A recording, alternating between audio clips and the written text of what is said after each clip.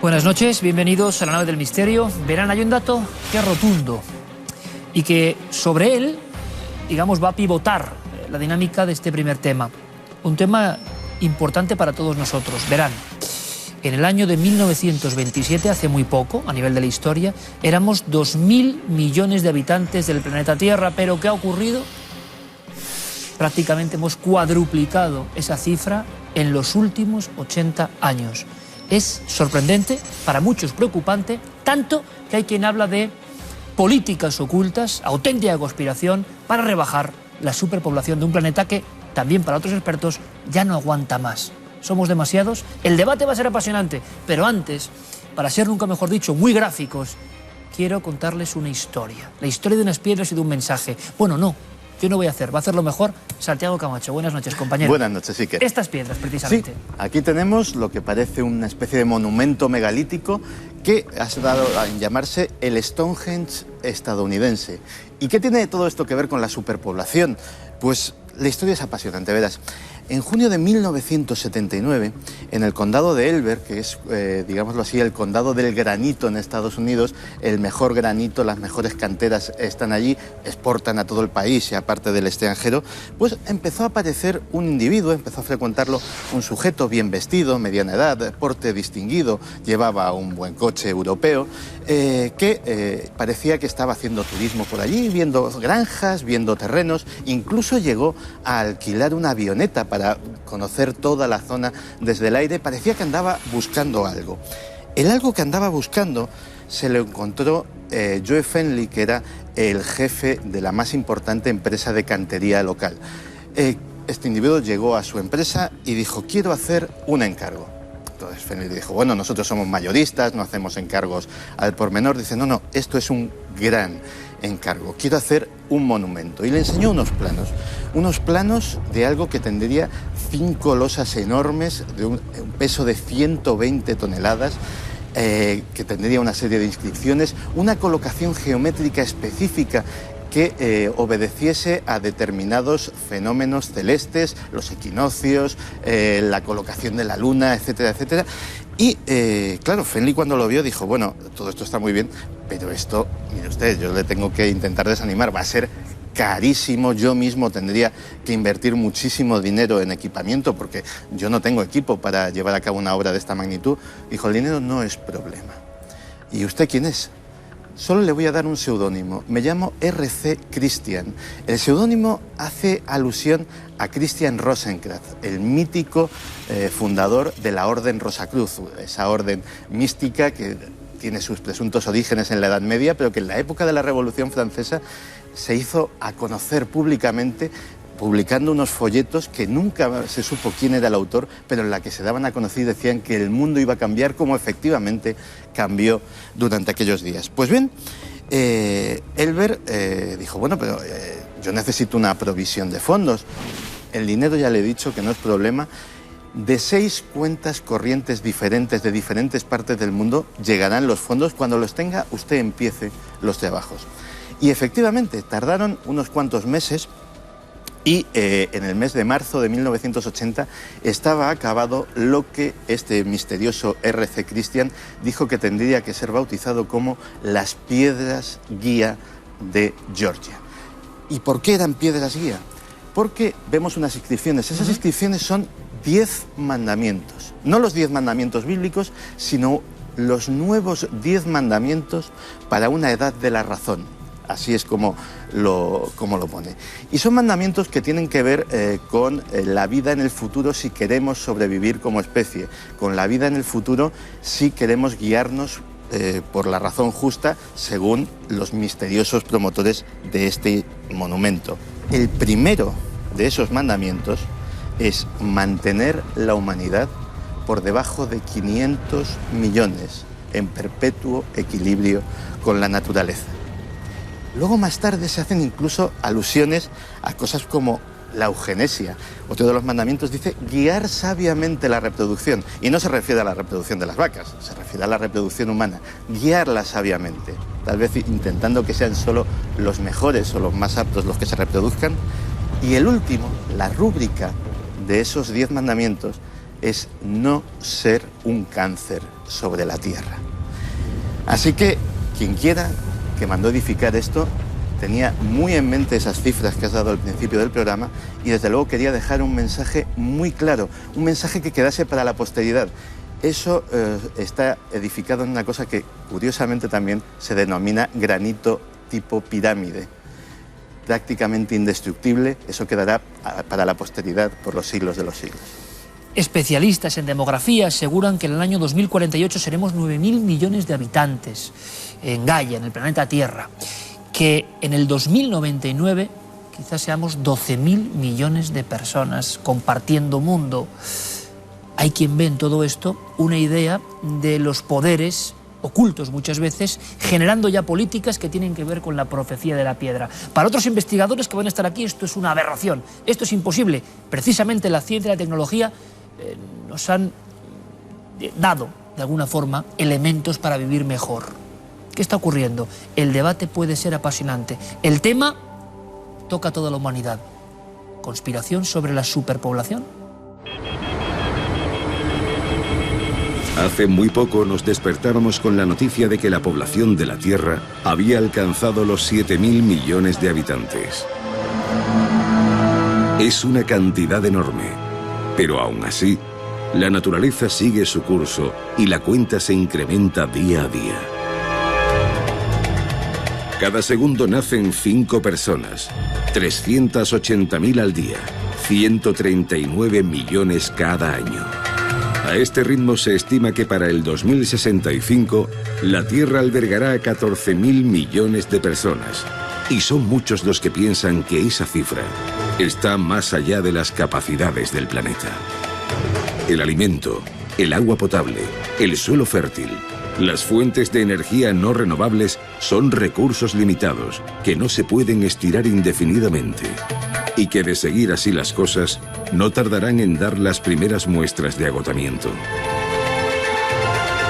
De no ponerse pronto en práctica medidas correctoras, la superpoblación podría convertirse en el mayor problema, en el más difícil reto al que haya tenido que enfrentarse la humanidad a lo largo de su historia. Hay incluso quien afirma que ya se están realizando programas de disminución demográfica a través de la difusión de nuevas enfermedades o agentes que afectan a la fertilidad. La Carta de la Tierra promovida por la ONU dice: un aumento sin precedentes de la población humana ha sobrecargado los sistemas ecológicos y sociales. Los fundamentos de la seguridad global están siendo amenazados. Estas tendencias son peligrosas, pero no inevitables. Hace algún tiempo, algunos medios de comunicación se hicieron eco de las declaraciones de John F. May, demógrafo ya jubilado que trabajó durante 10 años en el Banco Mundial. May denunciaba que las campañas de vacunación, especialmente las llevadas a cabo en los llamados países de fecundidad alta, son en realidad medios para lograr la reducción de la población en esas naciones. También se ha revelado que el tema de la reducción de la población mundial habría sido uno de los puntos estrella en la agenda de importantes reuniones de la élite mundial, como las del célebre Club Bilderberg. Poco a poco, el debate sobre el control demográfico se empieza a abrir paso en Occidente, e incluso medidas como la política del hijo único practicada por China comienzan a ser vistas con otros ojos por quienes hasta ahora la condenaban firmemente. De hecho, hasta el líder conservador británico David Cameron ha sugerido que el país apueste por lo que él llama una estrategia coherente en el crecimiento poblacional, aunque no se ha mostrado partidario a implementar medidas políticas al respecto, al menos por el momento. Pero es solo cuestión de tiempo que alguien decida tomar cartas en el asunto, en un problema que a largo plazo podría conducirnos a la extinción de nuestra especie.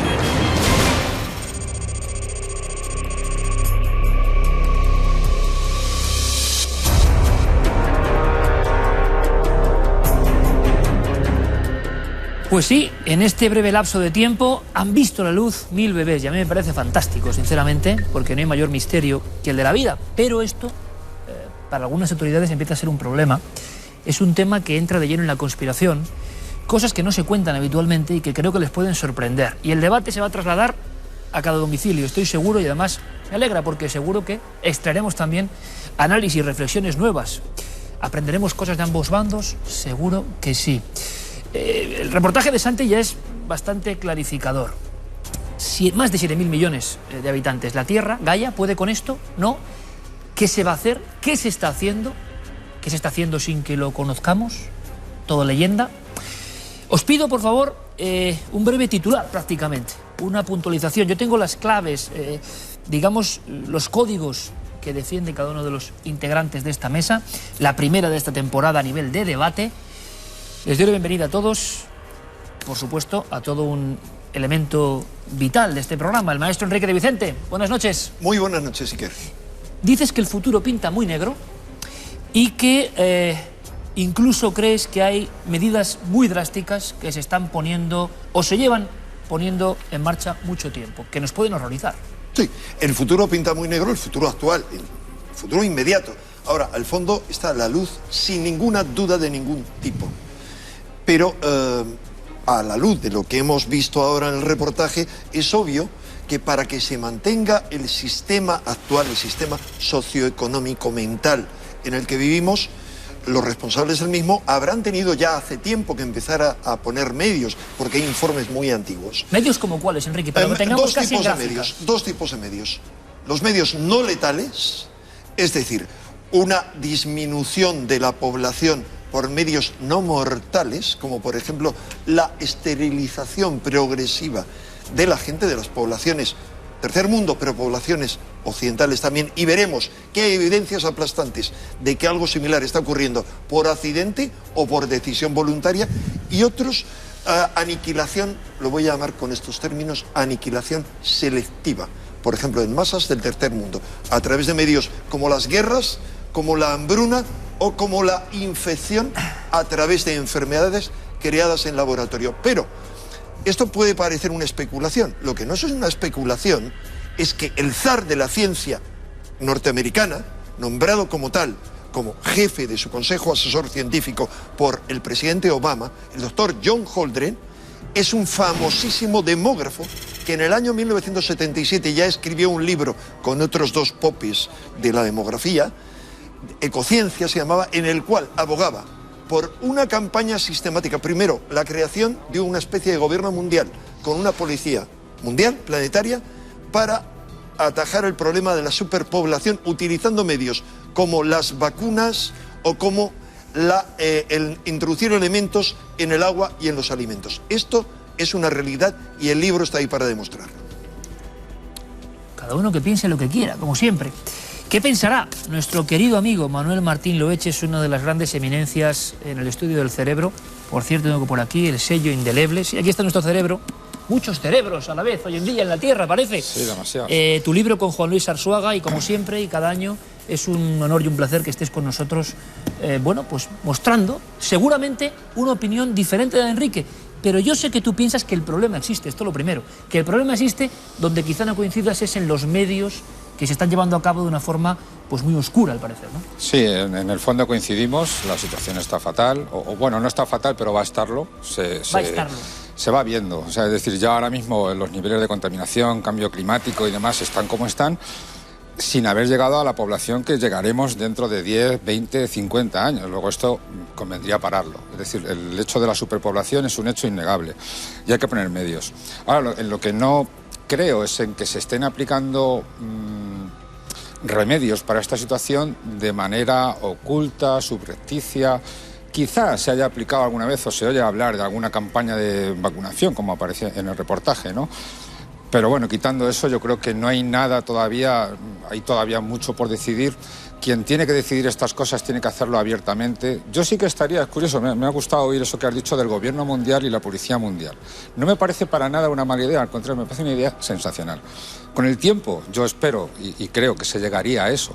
Y de hecho es una idea parecida a la que ya Isaac Asimov ya propuso hace mucho tiempo, que es un poco también mi idea completando eso, que es que un consejo de científicos, yo creo mucho en la ciencia, porque creo sinceramente que es una forma muy racional de ver la realidad, un consejo de científicos dirigiendo el mundo. No es ninguna bobada. Creo que antes o después tendríamos que llegar a esto. Algunos aplaudirán esa idea, otros se pondrán a temblar, estoy seguro. Puede ser. Quiero presentar a Miguel Ángel Ruiz, con una formación técnica y científica. Él es ingeniero de telecomunicaciones, ingeniero de navegación aérea. Es un hombre con grandes responsabilidades que yo creo que sin duda sería muy escéptico hasta que empezó a ver cosas que no encajaban. Por eso nos interesa especialmente lo que él nos puede aportar. Y él, creo, que sí tiene noción, conciencia de que algo que puede parecer ciencia ficción, depende con qué óptica se mire, como los intentos ocultos de esterilización, el descenso en la fertilidad del género humano, están ahí y responden a algo que podría ser la gran conspiración. Miguel Ángel, bienvenido a la Nave del Misterio. Muchas gracias, buenas noches. ¿Qué opinas? ¿Qué crees que hay entre lo que dice Enrique y lo que dice Manuel Martín Loeches? ¿Tú tienes también tu propia opinión de que algo está ocurriendo? Bueno, Manuel Martín en su intervención ha hecho mención a la esperanza. Él espera que los científicos pues seamos gente racional, gente bienaventurada, ¿no? Gente buena. Pero ¿qué ocurre? Que yo, por ejemplo, a mí me interesa mucho todo el tema de operaciones clandestinas que se han llevado en secreto en diversos estados, especialmente Estados Unidos.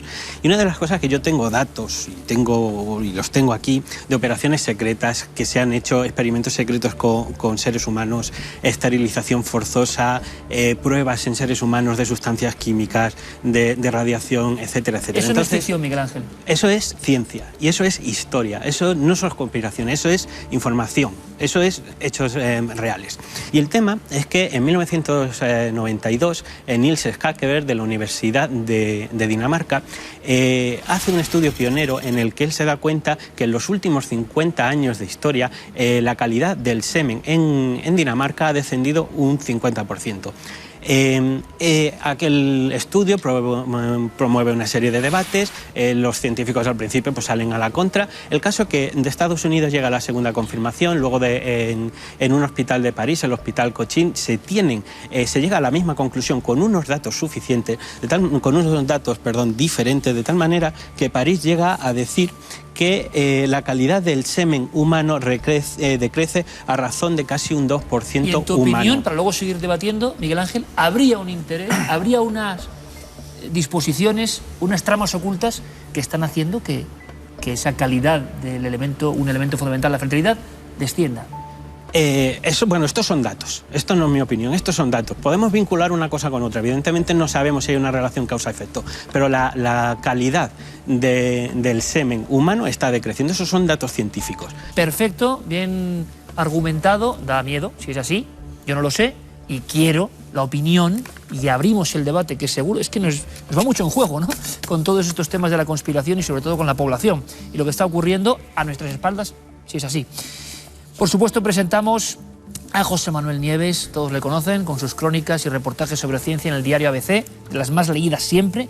Y no me extraña por su rotundidad. Seguro que es rotundo también nuestro amigo esta noche y quizá esté espantado con lo que está escuchando o no. Tú siempre haces fotografías muy literarias y muy directas y me dices, Iker, en un envío, no es tan grave el problema cuando toda la humanidad cabe en un estado como el de Texas, por ejemplo. Vamos a ver. Buenas noches. Habéis empezado muy fuerte con estas exposiciones.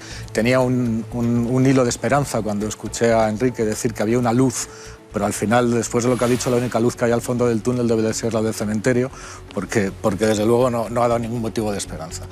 Vamos a ver, me parece una monstruosidad pensar y una falacia sostener que hay pruebas que digan que hay un control de la población a nivel mundial, o sea, que hay planes para controlar y limitar la población o esterilizar a la población, como decías tú, o incluso acabar con la población a nivel mundial. Me parece una monstruosidad de tal calibre que es que no sé ni qué comentar al respecto. Te has quedado... Vamos a ver, los datos que le gustan, y me parece muy bien, están muy expuestos, y además ha tenido el cuidado de decir que estos son los datos y luego hay que ver las interpretaciones de esos datos, pero claro, los datos no dicen nada de por sí. ¿Podría ocurrir, por tanto, José Manuel, eso que está pasando, que son datos, pero no por las causas? Vamos a ver.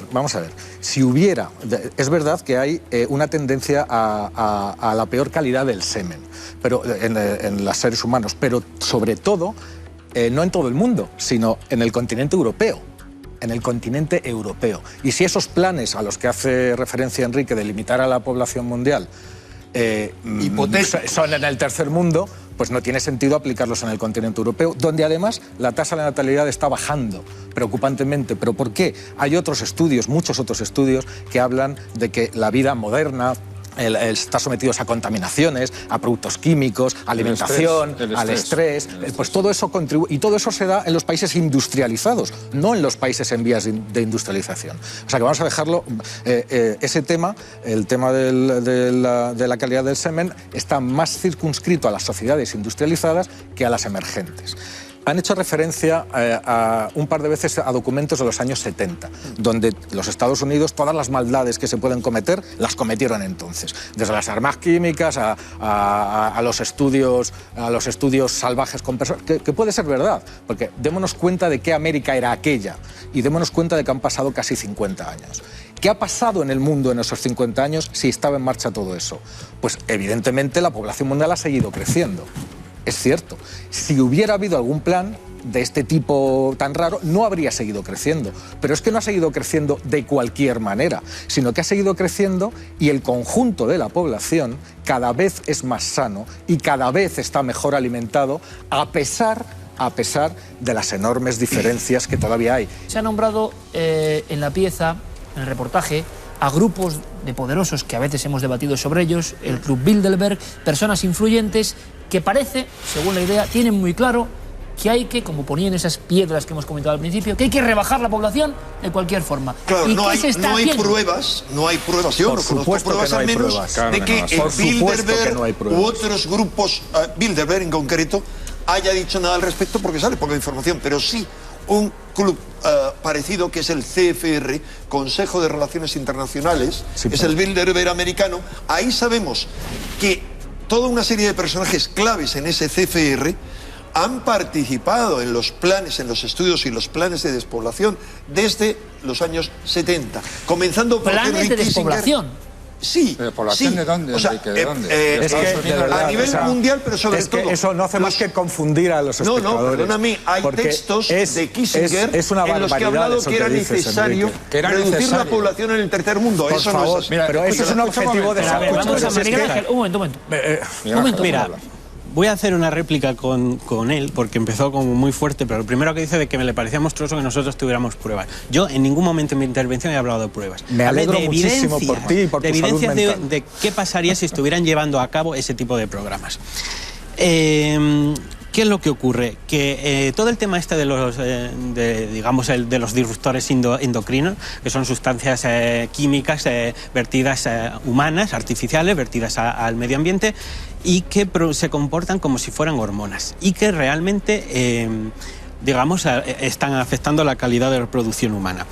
¿Pero quién puede echar eso al medio ambiente y considerarse libre de que no le afecte a él y a su familia? ¿Quién puede tener en la cabeza echar mierda al medio ambiente? Y sobre todo, ¿quién hace eso intencionadamente? Esta es bastante buena, Claro, es que yo no le veo el argumento. Está muy claro. Por lo tanto, y a la vez que disminuye la calidad del semen, aumenta la estatura de los europeos. Cuidado, es que he calificado que hay dos medios. Hay dos medios. Los medios no letales, y eso pertenece a los medios no letales, en los que se afectan a la mayoría de la población. Vamos a ver, porque lo que se trata es de que se afecte el tema de la esterilidad. Pero tú eso es lo que se provoca. Ver, Enrique, eso es no letal. Y perdona, que hay mucha gente... Escucha un momento, Enrique. ¿Tú crees que un secreto de esa envergadura se podría mantener en secreto si lo conocen más de 2 personas, teniendo en cuenta todo lo que sabemos de Wikileaks y de otros secretos? Perfectamente, pero vamos a ver, perfectamente. No lo sabe nadie. Lo han denunciado multitud de científicos, eso no es así. Pero perfectamente, vamos a ver. De todas las monstruosidades, si se queréis, os doy datos de operaciones clandestinas. Mira, por ejemplo, Alberto Fujimori, por favor. Alberto Fujimori, en Perú, 200.000 esterilizaciones a indígenas. ¿Tú crees que eso en su día no se sabía? Me gustaría conocer simplemente alguna prueba más, si puedes lanzarla, porque va a generar... Mira, ¿alguna prueba más? No, alguna prueba.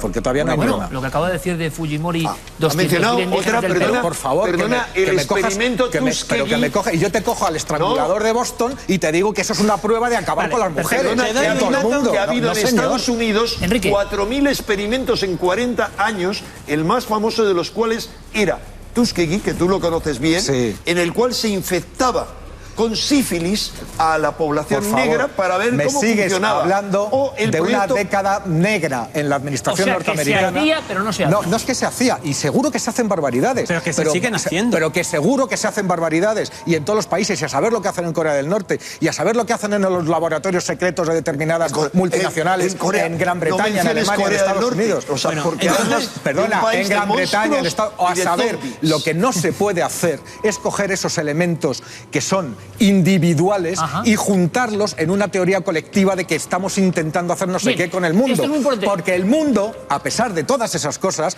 y porque hay muchísima más gente que trabaja para lo contrario y con humanidad, hay que creer en la raza y en la especie y en el futuro nuestro, el mundo va a seguir continuando y va a avanzar. Y va a seguir. No tengo ninguna duda. Enrique, ha venido José Manuel Nieves, lleno de energía y de fe y de esperanza en la raza humana, y nos gusta. No me puedes decir que porque hay un chorizo que esteriliza a 200.000 indígenas, esa es la tendencia mundial, José Manuel, Miguel Ángel, hablamos de acciones muy puntuales, nocivas, y lo que dicen nuestros amigos, para que todo el mundo nos entienda, por favor no perdamos comba, es que hay algo más que actuaciones individuales. No, hombre, a ver, es un conjunto de muchas cosas.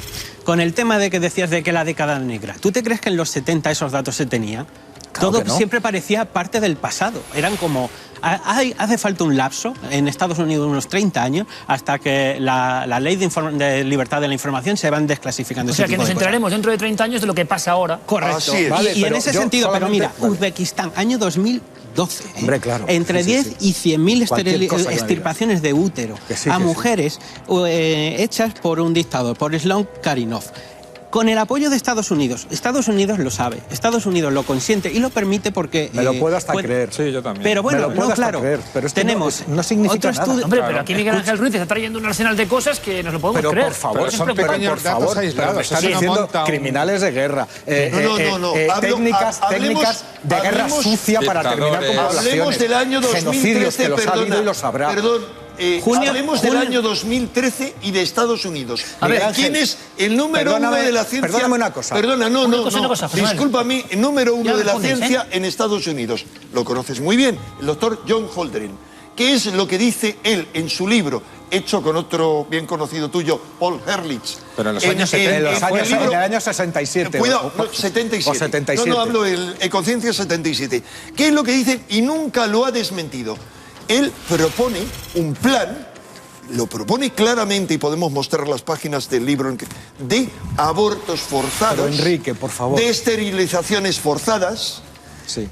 De una policía como la de Orwell de 1984 que controle a nivel planetario. Y ahora yo te pregunto. Y ese es el que manda en Estados Unidos, con su amito Obama. Desde el año 77 hasta el año 2007 o 2013 que estamos ahora, ¿sabes por cuántas veces se ha multiplicado la efectividad de la agricultura? ¿Sabes por cuántas veces? Por más de 50. Por más de 50. Eso quiere decir... ¿Qué quiere decir? Que en los años 70, años de las teorías de Malthus y todo, ahí esto es un desastre, esto es tal. Claro, tú tienes unos recursos y dices, estos recursos nos duran hasta pasado mañana, aquí hay que hacer algo. Todo el mundo piensa, unos piensan para bien, otros para mal, otros dicen hay que matarlos. Había una idea en los años 70 de fin del mundo, de alguna forma. Claro. Tiene toda la razón. Pero resulta que la tecnología y la ciencia avanzan. Y desde los años 70 hasta los años 2000 y 2010 avanzan las técnicas agrícolas. Y un campo de este tamaño que antes daba de comer a 10, ahora da de comer a 10.000. Y hay muchos campos y además se extienden. Y además mejoran las calidades de la alimentación. Y mejoran las vacunaciones. Y mejoran las medicinas. José Manuel, no es solamente eso. Pero lo que te quiero decir... Sí, no solamente eso, pero también lo que te quiero decir que dices... Oye, un momento, entonces, si seguimos avanzando en este camino, todavía, durante un tiempo, porque es limitado, los recursos al final son limitados. Claro, eso es. Durante un tiempo tenemos un respiro. ¿Y un respiro para hacer qué? Mira, yo os voy a contar una cosa que no tiene que ver, o sea, es de ciencia.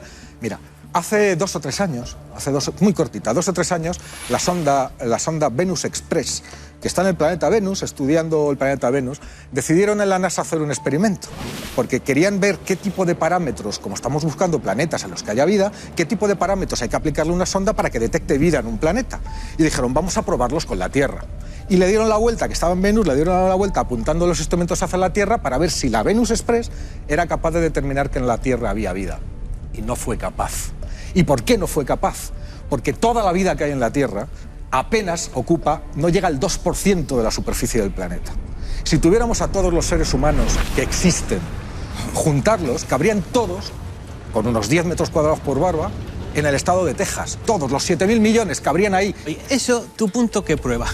Porque realmente vivimos en un planeta donde millones de seres mueren de hambre, por un sistema que no da de comer a todo el mundo. Como decía un poco cierto autor, en el mundo sobra gente. Y desde entonces tenemos un sistema que asesina y que mata por inanición en muchos sitios. No, perdona, no es el sistema lo que asesina. Eso es una falacia, eso que dice. No es una falacia para ti. No es el sistema lo que asesina. A ver, mira, en el tema jurídico, por ejemplo, hay dejación de un sistema que tiende a que la mayoría esté bien. Y lo está intentando. La mayoría, y pero lo está ¿cómo son los niveles de pobreza en el mundo? Y lo ¿Sabes está lo que es la dejación de auxilio? Las tasas de mortalidad en el tercer mundo están bajando.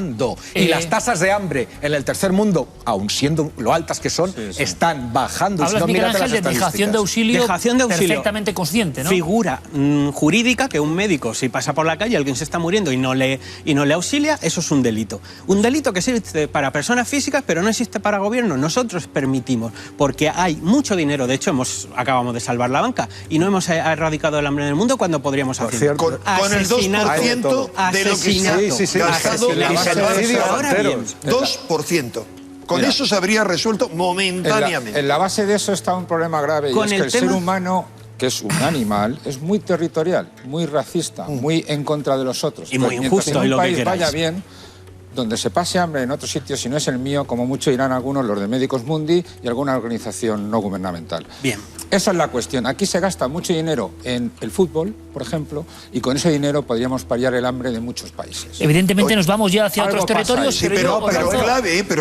Cuando hay que hacer racionalización de recursos, hay que hacerla. ¿Qué experimentos nos llenarían de espanto? Porque es verdad que tenemos, yo por lo menos, la conciencia, sin ponerme en ningún lado, de que a veces surgen, por ejemplo, José Manuel Nieves o cualquiera de los periodistas que se encargan de cosas, de repente cosas que no se sabían y que nos espantan y que ocurrieron hace 50 años. Y que salen informes, que en algunos países lo bueno es que todavía tienen informes, en otros ni los hay.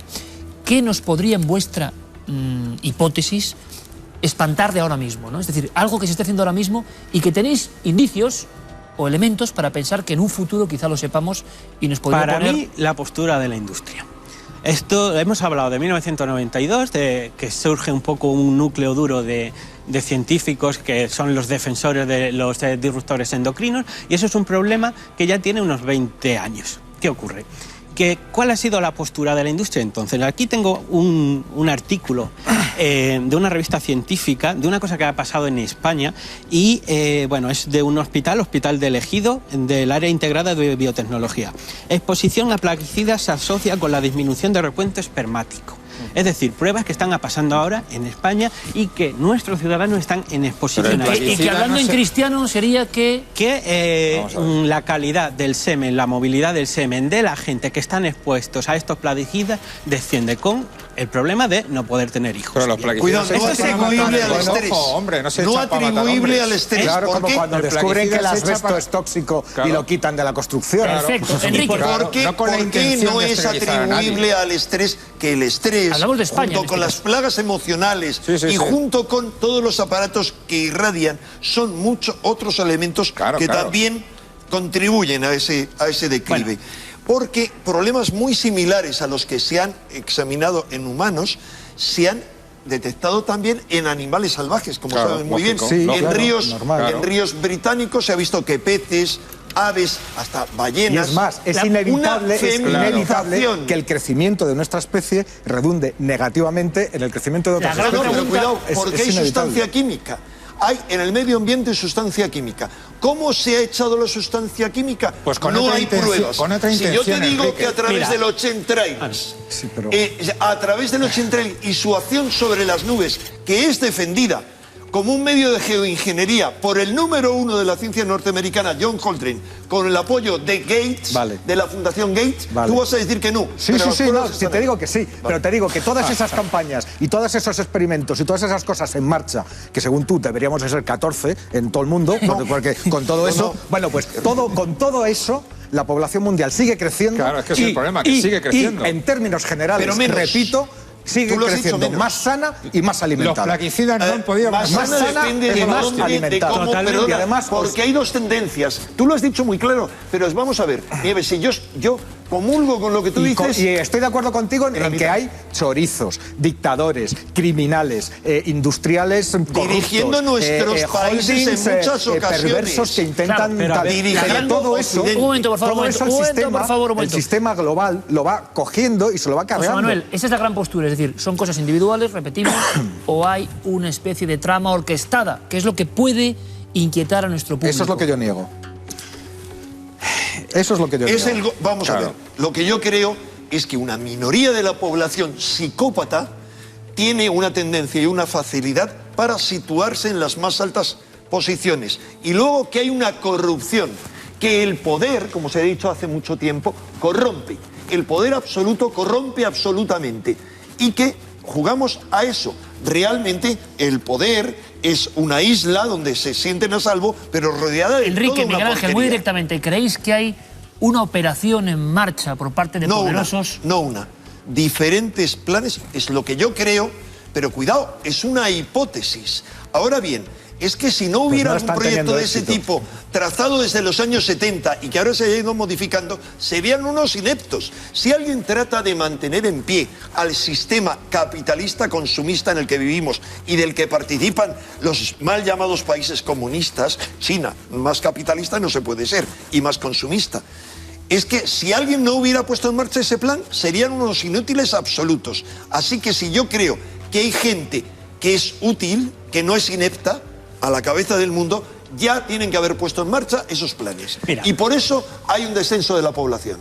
Yo creo que se han dado datos en ambos sectores de la mesa, como siempre, bastante inquietantes y bastante interesantes, y que luego tendrán su doble vida, porque ahora ustedes, y es lo que nosotros queremos motivar siempre, pueden investigar, pueden buscar lo que ustedes quieran siempre con criterio, no creyendo todo ni dejando de creer, pero haciendo su propia pesquisa, que al final habremos logrado nuestro cometido si ustedes se convierten en sus propios investigadores, en buscadores de respuestas. Aquí, las cuestiones, ¿no? Algunas no suelen decir jamás, y algunas causan hasta alarma, y otras son muy esperanzadoras. ¿Ustedes con qué se quedan? Gracias a los cuatro, de verdad, por este debate que me parece interesantísimo, porque es un misterio también, pero un misterio que nos pertenece como especie. Gracias. Luminosa y oscura especie a veces. Pero como dice Enrique Di Vicente, creamos un poco en la luz, ¿no? En ese aspecto. Gracias a los cuatro. Ha sido un placer y hasta el próximo debate, que será dentro de muy poco. Compañeros, gracias a los cuatro. Vamos con más historias. Bueno, no, vamos con una imagen que dio la vuelta al mundo. Déjenme que les dé dos datos.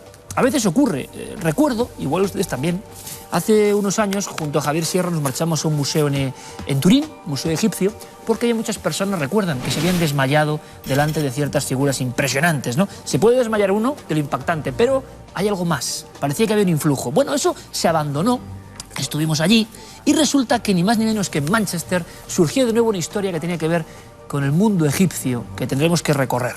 Pero resulta que un miembro de este equipo es licenciado por la Universidad de Manchester y es experto en egiptología por la Universidad de Manchester. Una estatua que se movía sola. ¿En qué quedó todo eso? ¿Qué ocurre? Nacho Ares nos trae todos los datos, pero recuerden estas sorprendentes imágenes, por favor.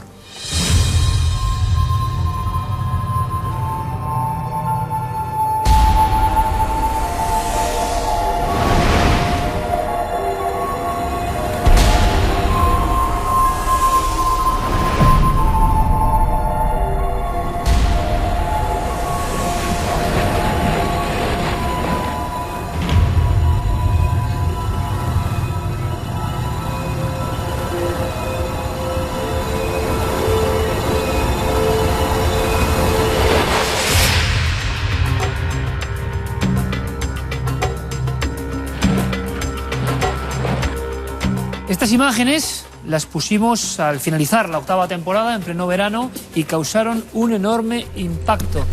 Carmen, decenas de mensajes, si no cientos, pidiendo que por favor repitiésemos la escena. Hemos querido ir un poco más allá. Pues sí, que la verdad es que fue una noticia que dio la vuelta al mundo, se emitió a nivel mundial en todas las televisiones porque llamaba mucho la atención. En el Museo de Manchester, una figura egipcia de 25 centímetros giraba por sí sola y ni los propios conservadores del museo se podían imaginar ni dar una explicación a por qué esa imagen de repente la encontraban todas las noches girada y no sabían por qué, creían que era un bromista, pero luego pues se ha seguido investigando. ¿Qué es lo que hemos querido hacer? Ir un poco más allá y, como les decía, con alguien de excepción que conoce mejor que nadie aquí ese lugar.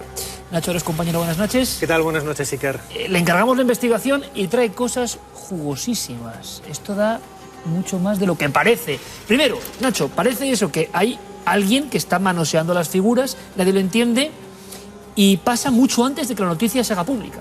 En efecto, la historia empieza a colear mínimamente en el sector del Departamento de Antigüedades del Museo de Manchester, cuando Campbell Price, el conservador de esta sección, descubre un día que la figura está girada. Y pregunta quién ha sido el que ha movido las figuras cuando nadie me ha avisado, y es el encargado del orden y de la colocación de estas estatuas. Se vuelve a colocar y al día siguiente vuelve a moverse, vuelve a aparecer movida y así sucesivamente. Entonces él primero pensó en la posibilidad de un bromista y lo que hizo fue colocar una cámara de vídeo en uno de los laterales de las vitrinas. Estamos hablando del mes de febrero de 2013. Y la sorpresa llega cuando, al visionar esas imágenes, lo que estamos viendo en pantalla, ¿no?, cómo la estatua gira absolutamente sola a 180 grados, dando la espalda al visitante que se acerca a verla, sin aparente explicación. Nacho Ares ha estado allí, ha regresado al lugar donde tanto estudió para saber tanto como sabe del mundo de la egiptología. La ha examinado, tenemos sus imágenes, la están viendo, buscando algo, evidentemente, algo físico, no puede haber maldición. Quiero saber lo que todos ustedes. ¿Quién es el personaje? ¿Qué sabemos de esta figura en concreto? Es un personaje bastante misterioso. Su nombre es Nebseni y tiene un título muy extraño, Herientem, que no tiene traducción, no se sabe lo que significa. Y a partir de ahí ya podemos especular con infinidad de cosas. Pertenece, por la tipología, por esas orejas un tanto grandes, la peluca, al Imperio Medio. Estamos hablando más o menos de hace unos 4.000 años, unos 1.800 más o menos antes de nuestra era. Y fue una donación en los años 30, en la década de 1930, de una mujer de la ciudad de Bolton, que la entregó al Museo de Manchester junto con otras piezas, algunas de ellas falsas. Es curioso, es una pieza de serpentina que también tiene un detalle relativamente curioso o bastante insólito, que fue quemada, incendiada, después de haber sido realizada. Y cuenta con una serie de textos en honor de Osiris, pidiendo una serie de ofrendas para el espíritu, el Ka, es decir, ese espíritu, ese doble espiritual que en teoría en ese más allá iba a vivir dentro de esa figura, tomándolo como soporte. Claro, y hay un dato que puede ser tomado pues casi también como broma o como circunstancia, pero ocurrió algo con esa inscripción. Parecía que la figura quería mostrar al público porque no es un giro completo el que da. En efecto, aquí tengo la traducción del texto. Dice: una ofrenda que el rey otorga a Osiris, señor de la vida, que él puede dar una ofrenda de voz consistente en pan, cerveza, bueyes y aves para el Ka de Nebsenu. Lo curioso, como dices, es que el giro de la estatua no es de 360 grados, sino que es de 180, y lo que hace es dar la inscripción que tiene en la espalda para que el visitante la pueda ver. Mostrar su mensaje. En efecto, esta es una de las posibilidades desde el punto de vista del mundo mágico que se ha querido dar, ¿no? Porque es curioso cómo, después de hacer público el visionado de este vídeo, el Museo de Manchester recibió miles y miles de mensajes intentando proponer pues una solución más o menos lógica, algunos más mágica, como esta, dentro de la forma de pensamiento de los antiguos egipcios. De inmediato, Carmen, a nivel de noticias, se intentó dar alguna explicación y había algunas que eran las más lógicas. No sé, nos va a contar Nacho, si comprobadas científicamente, pero enseguida, como en casi todo, se intentó zanjar el ya no tan gracioso asunto de la estatua porque no se encontraba una solución. Sí, en un principio lo que dijeron es que precisamente por esa estatua alrededor de ella pasan muchos visitantes porque muy cerca están las momias que son la atracción de ese museo y más de esa sala. Pasa mucha gente cerca de la vitrina donde está esta figura. Entonces dijeron que con las vibraciones de los pasos de los turistas la figura poco a poco podía ir girando y siempre veían que por la noche ya estaba casi dada la vuelta, como decía Nacho, de espaldas. Esa fue la única explicación que dieron, porque la base al parecer no es del todo plana y no se sujetaba tan bien como las que hay al lado. Bueno, explicación lógica, ¿no? Tiene que ser eso. Por si acaso, ya nos conocen, Nacho ha estado allí con su propia cámara. Bueno, ¿qué has descubierto? Una de las posibilidades que se plantea, como dice Carmen, es que la base no sea completamente plana y tenga un pequeño matiz que es algo convexa, de tal manera que por el movimiento sobre el parqué, que es muy flexible, que es justo delante del cristal de la vitrina, junto también con el tráfico nocturno que hay que pensar que estará a unos 40-50 metros de la entrada del museo, pues puede hacerla girar. Lo sorprendente es que las figuras que hay alrededor no se mueven en absoluto, ¿no? Cuando yo la estuve viendo hace unas semanas, si se ven las imágenes de vídeo, ya estaba girada un poquito hacia la derecha y la acababan de colocar hace relativamente poco, ¿no? También se ha hablado, como decía antes, de un bromista o que incluso que sea una falsificación, como otras de las piezas que ya entregó esta mujer en los años 30 y que no sea más que un remedo de esos juegos que se hacían en el siglo XIX, en el siglo XVIII, de piezas que tenían una base un tanto desnivelada para hacerla girar, una serie de juegos infantiles, ¿no? Pero hay algo que no entiendo personalmente. ¿Cuánto tiempo lleva esa figura en esa vitrina? El museo se reabrió en octubre de 2012. Estuvo durante muchos años cerrado. Y durante una serie de meses parece que no ocurre nada, que no hay movimiento. O por lo menos no se llamó la atención tanto como en un principio se pensaba, ¿no? Hay que pensar, por ejemplo, que los ingleses son bastante dados a creer este tipo de teorías vinculadas al mundo museo, incluso mágico. Has encontrado personas importantes, esta es la clave. Has encontrado autoridades en el mundo de la museística, en ese museo de Manchester, y de la egiptología, que creen que hay algo más. En efecto, el hecho ya de por sí de intentar buscar una explicación colocando la cámara es que algo sucede. Campbell Price me reconocía, el conservador de la sección de Egipto, que en el momento en que ellos dieron a conocer al departamento de comunicación del museo la posibilidad de utilizar estas imágenes, pues lógicamente lo emplearon para llamar la atención. Yo cuando los días que estuve ahí en verano, era muchísima gente la que preguntaba y se acercaba a la vitrina. Para ver esta figura, una buena excusa para que por lo menos aprendan y tengan un poco más de conocimiento de la cultura egipcia. Pero el problema todavía está irresuelto, no tiene solución. Nadie ha dado ni ha demostrado por qué se mueve.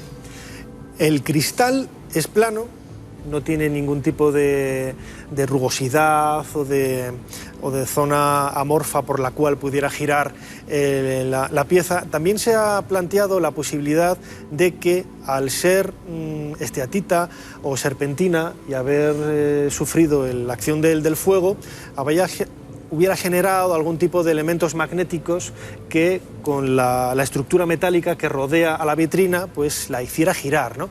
Pero un poco extraño, ¿no? Un poco extraño. A día de hoy, por mucho que lean ustedes en las noticias, Nacho ha estado allí, es la diferencia. Ha investigado y hablado con responsables, no saben por qué ocurre. Si hay noticias, por supuesto, las contaremos. ¿Nos querrá decir algo Nebsenu? Algo tan increíble que es verdad. Nacho Ares, compañero, gracias, y además te deseo toda la suerte del mundo. Muchas porque gracias. Te marchas a un lugar que no vamos a decir cuál es. Es un lugar prohibido un poco, ¿eh? Es un lugar bastante. Que si hay un país con misterios, con cerrazón, con peligros, pues también. Allí va Nacho Ares para traer pues un montón de historias, estoy seguro que le van a apasionar. Buen viaje, compañero. Muchas gracias. Buen viaje. Continuamos. Hay mucha más información, mucha más actualidad. Comenzamos nuestro informativo semanal en Perú, donde un equipo de arqueólogos ha descubierto varias cabezas clavas de hace más de 2000 años. Las cabezas, que miden más de 1 metro, fueron halladas en el complejo arqueológico de Chavín de Huántar, donde en la década de 1920 el arqueólogo Julio Tello halló un gran número de ellas, aunque originalmente se hallaban empotradas en las fachadas de los templos. Las cabezas clavas son representaciones humanas con rasgos de animales, sobre todo felinos y serpientes, que adornaban el contorno de los edificios con fines rituales. En las figuras que tienen sus rostros cubiertos por culebras probablemente relataban creencias sobre transiciones entre personas y seres alternativos, transiciones entre humanos y animales míticos.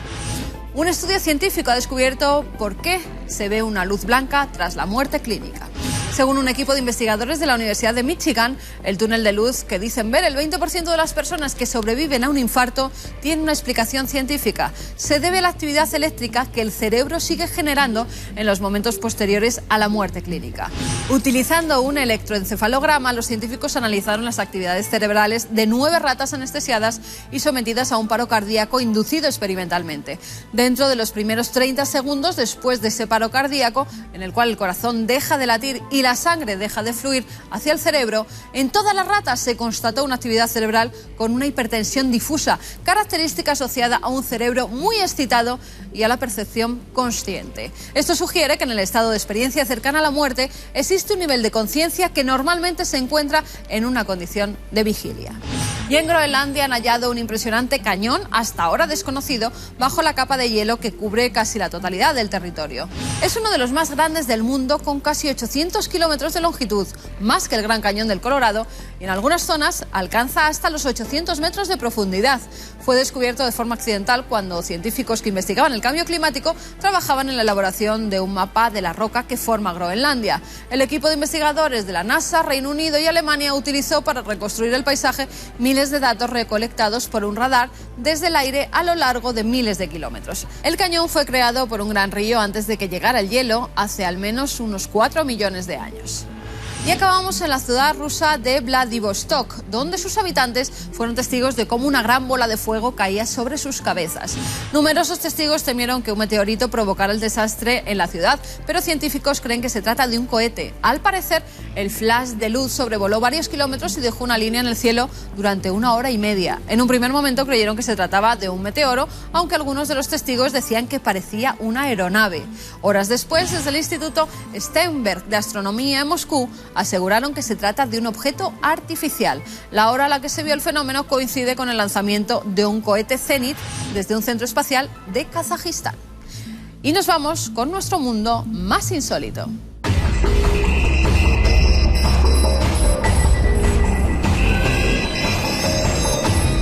Fíjense en este vídeo. Es uno de los muchos que subieron a internet ciudadanos que vivieron el tremendo tsunami de 2011 en Japón.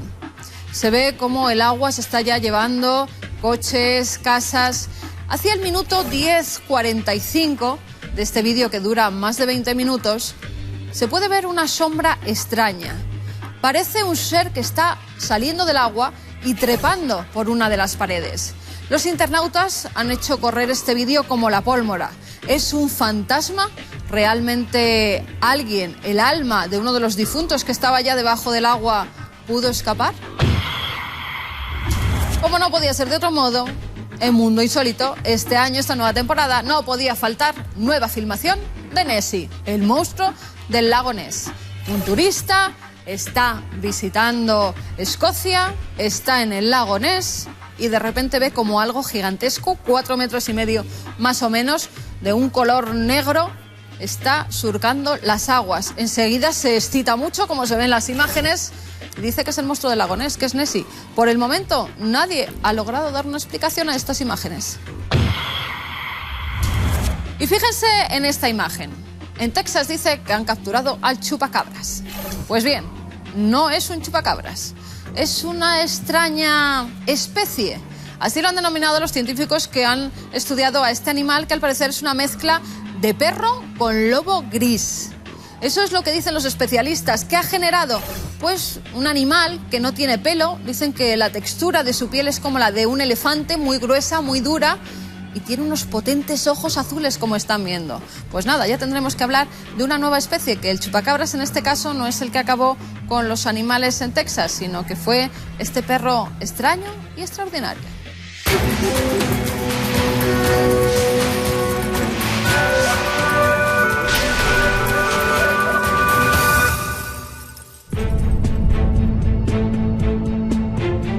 Llegamos a un momento, creo que importante para este programa, para la andadura de Cuarto Milenio. Y lo van a entender enseguida. Siempre hemos hablado de misterios de nuestros amigos los animales, aunque a veces esos misterios nos conduzcan en situaciones, lógicamente y humanamente, de terror, de inquietud, de desconocimiento sobre todo. Teníamos en mente hace tiempo acercarnos a la fauna y a la fauna más próxima, sin desatender precisamente todo lo que hay de misterioso, enigmático, desconocido, la leyenda, un sinfín de cosas. ¿Quién puede ser nuestro guía y cicerone en estas aventuras de fauna mítica? Pues Luis Miguel Domínguez. Buenas noches, compañero. ¿Qué tal? Buenas noches, Iker. A quien yo pido que de forma breve, porque tenemos algo que les va a apasionar seguro, cuente al público, al nutrido público de Cuarto Milenio, ¿por qué? Porque quizá para muchas personas los animales no dejan de ser, bueno, animales. Cuánto misterio, cuánto enigma, cuántas cosas por aprender. Somos naturaleza y seguramente atendiendo a la fauna, intentando conocer a los animales, nos hacemos más humanos. Por eso fauna mítica, precisamente, encontrar esos caminos relacionados con el misterio, con el conocimiento, con la curiosidad, que nos lleven en definitiva a entender que no estamos solos en este planeta y que la fauna, por ejemplo, de este país es una joya, un lujo que aquí vamos a ir desmenuzando y degustando en cada una de las ediciones, ¿no?, de Fauna Mítica. Yo creo que va a ser un viaje maravilloso, de verdad. Un viaje al corazón de esa naturaleza de la cual nos hemos desconectado poco a poco. Es tan alucinante que teníamos prevista otra cosa, pero en Almería, te leo, portada del Ideal de Granada, cierran el parque de Castalia para capturar vivo a un gran felino negro. Intentan capturar a una pantera negra en Berja. Yo de inmediato, Luismi, pensé en los Alien Cats, en una cosa que está entre la zoología y el misterio puro y duro, casi de algo que se aparece y que no deja huellas en ocasiones. Esos felinos misteriosos. Pero claro, en España ya ha ocurrido en alguna ocasión. Esto estaba pasando. ¿Y qué decidiste? ¿Irte para allí? Irme para allá, por supuesto, a resolver este enigma, por lo menos a intentarlo, a dar apoyo tanto a la Guardia Civil, al Seprona, como sin duda a la Consejería de Medio Ambiente de la Junta de Andalucía, en una cuestión muy compleja. Y es que hay suelto un gran felino en esa Sierra de Gádor, en Almería, en una zona que, por cierto, tiene una serie de estribaciones, de vallejos, de valles, de cárcavas muy complicadas de controlar, donde hay un gran felino, ya digo, donde hay una pantera negra que hasta el momento ¿Lo afirmas, ha sido vista. Luismi? Sí, yo lo afirmo porque lo han visto 12 personas, entre ellas el alcalde del pueblo, de Berja, Antonio, pero además de eso, porque realmente hay indicios de que esa pantera está ahí. Y te digo más, no está ahí recientemente, lleva ahí bastante tiempo. Este es un animal que puede atacar a una persona sin duda alguna. No se trata de meter miedo por meter, pero... ¿Te encontraste con ese miedo, Luismi, en lo que es la población? Vamos a ver, sí, la población está realmente una mezcla de mosqueo y miedo real. Y luego las autoridades muy seriamente, porque no se trata de un perro asilvestrado. Por cierto, los perros asilvestrados también dan sustos a la gente y también complican la vida al caminante y al senderista, ¿no? Estamos hablando de un jaguar negro, de una pantera. Estamos hablando de un felino que va a tener en algún momento algún encuentro serio con alguien y, en fin, realmente la situación es compleja y complicada.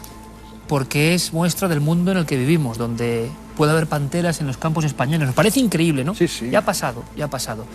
¿Y cómo conectamos todo esto incluso con ese miedo que a veces se genera cuando un extraño aparece? Bueno, pues Luis Miguel Domínguez rápidamente, junto a Javier Pérez Campos, se puso en marcha. Tenían que vivirlo todo en primera persona para contárselo de esta forma a todos ustedes. Miguel, Paco, Antonio, aquí en este mapa tenéis varios avistamientos, ¿no? Tenemos 6. 6 avistamientos. Primero lo vieron en la Fuente del Cerezo, que es donde tenemos una cámara. El segundo fue en Castala, primer aviso, también lo vio el señor alcalde allí. El tercero lo vemos en Ventanueva.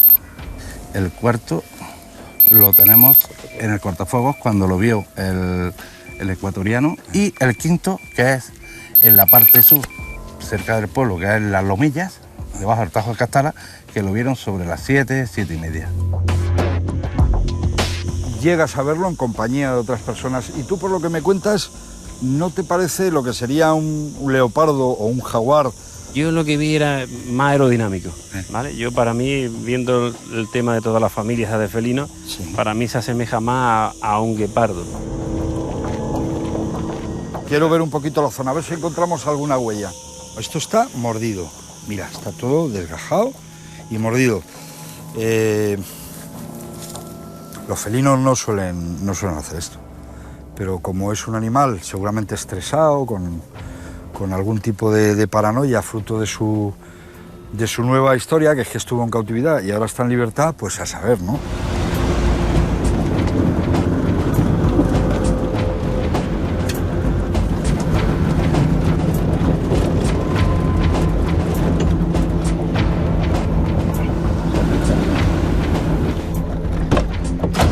La munición que lleváis, lógicamente, es para anestesiar al animal, para capturarlo vivo. Llevamos las dos. Las dos posibilidades, ¿eh? Llevamos anestesia y llevamos un rifle por seguridad. Por seguridad, en el supuesto caso de que hubiera un enfrentamiento, esperemos que no se produzca, ¿no? Llevamos un rifle, claro, simplemente porque nos estamos enfrentando a un animal que... Buenos días. Buenos días. Hola. ¿Pensáis que puede ser un nuevo rico que tenía un animal, claro, se ha cansado de él? La única opción que se puede barajar es que alguien lo tenga ilegalmente, sin cite y sin nada, y efectivamente se le haya escapado. Claro. No ha habido... Otra cosa no hay. Como un animal que es bastante agresivo en el sentido de que... Sí, tiene hambre y, claro, una persona andando por un camino puede ser un objetivo, ¿no? Lo que pasa es que son huidizos. En fin, bueno, gracias de verdad por vuestra labor. Ahí está el cebo. Vamos a mirar a ver debajo... Y a ver si hay algún animal. A ver debajo qué hay. Pues creo que ha habido algo, ¿eh? Ya no, pero es que parece que hay huellas alrededor, no sé si son huellas o lo que... Sí, parece que está removido el suelo abajo, ¿eh? Un poco. Vamos a ver qué huellas puede haber abajo. Es que es un terreno pedregoso. Es pedregoso y tampoco te va a aportar una huella muy evidente, ¿no? No me parece que nos esté dando dato alguno esto, ¿eh?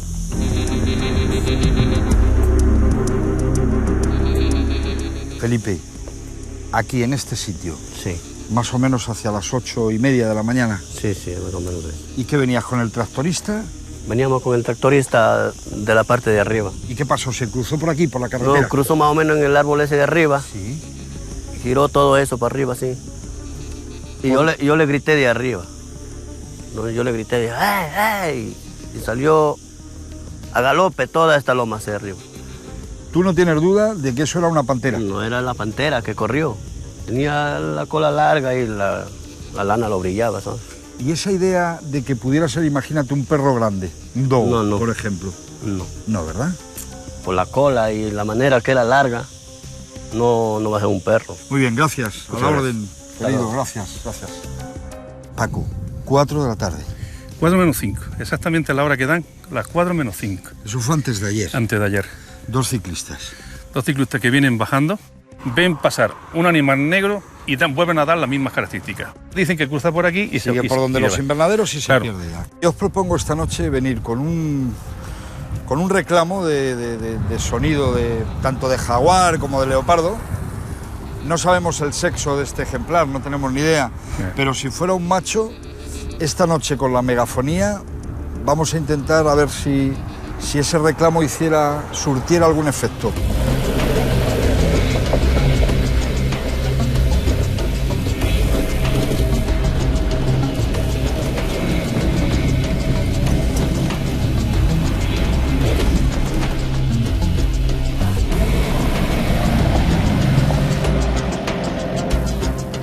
Javi, soltamos el reclamo, lo cortas, esos 40 segundos para nosotros escuchar si hay una respuesta.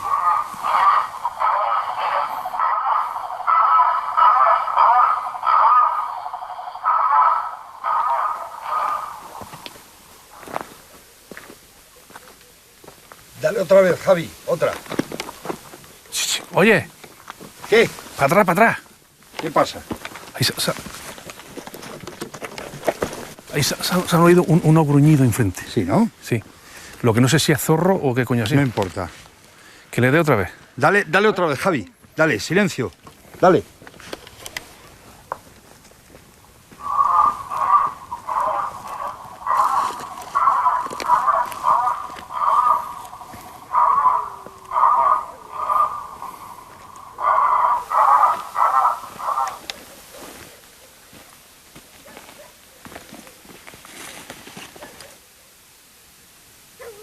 ¿Ha sido separado o han sido...? Ha sido casi como lo ha hecho aquí, ha sido guau, guau, guau. Puede, yo que sé, quizá un zorro, pero... Luis, dime. Mira, ven para acá.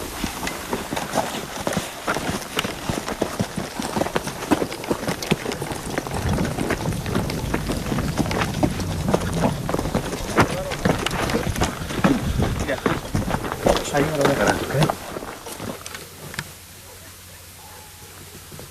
Ese es el zorro. Es un...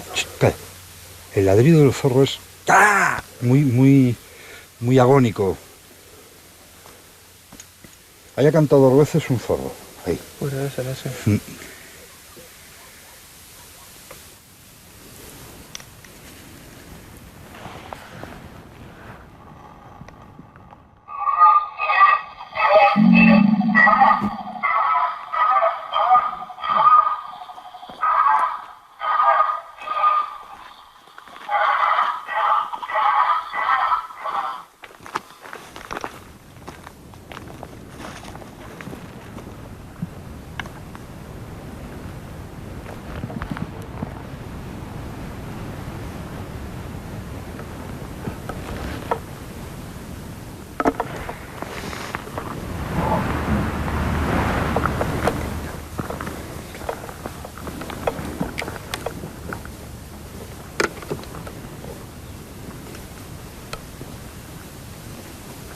¿Has oído el ruido?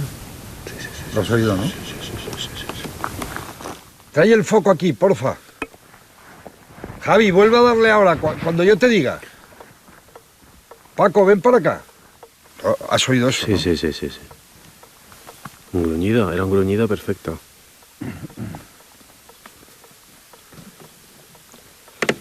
Eso era un gruñido, joder.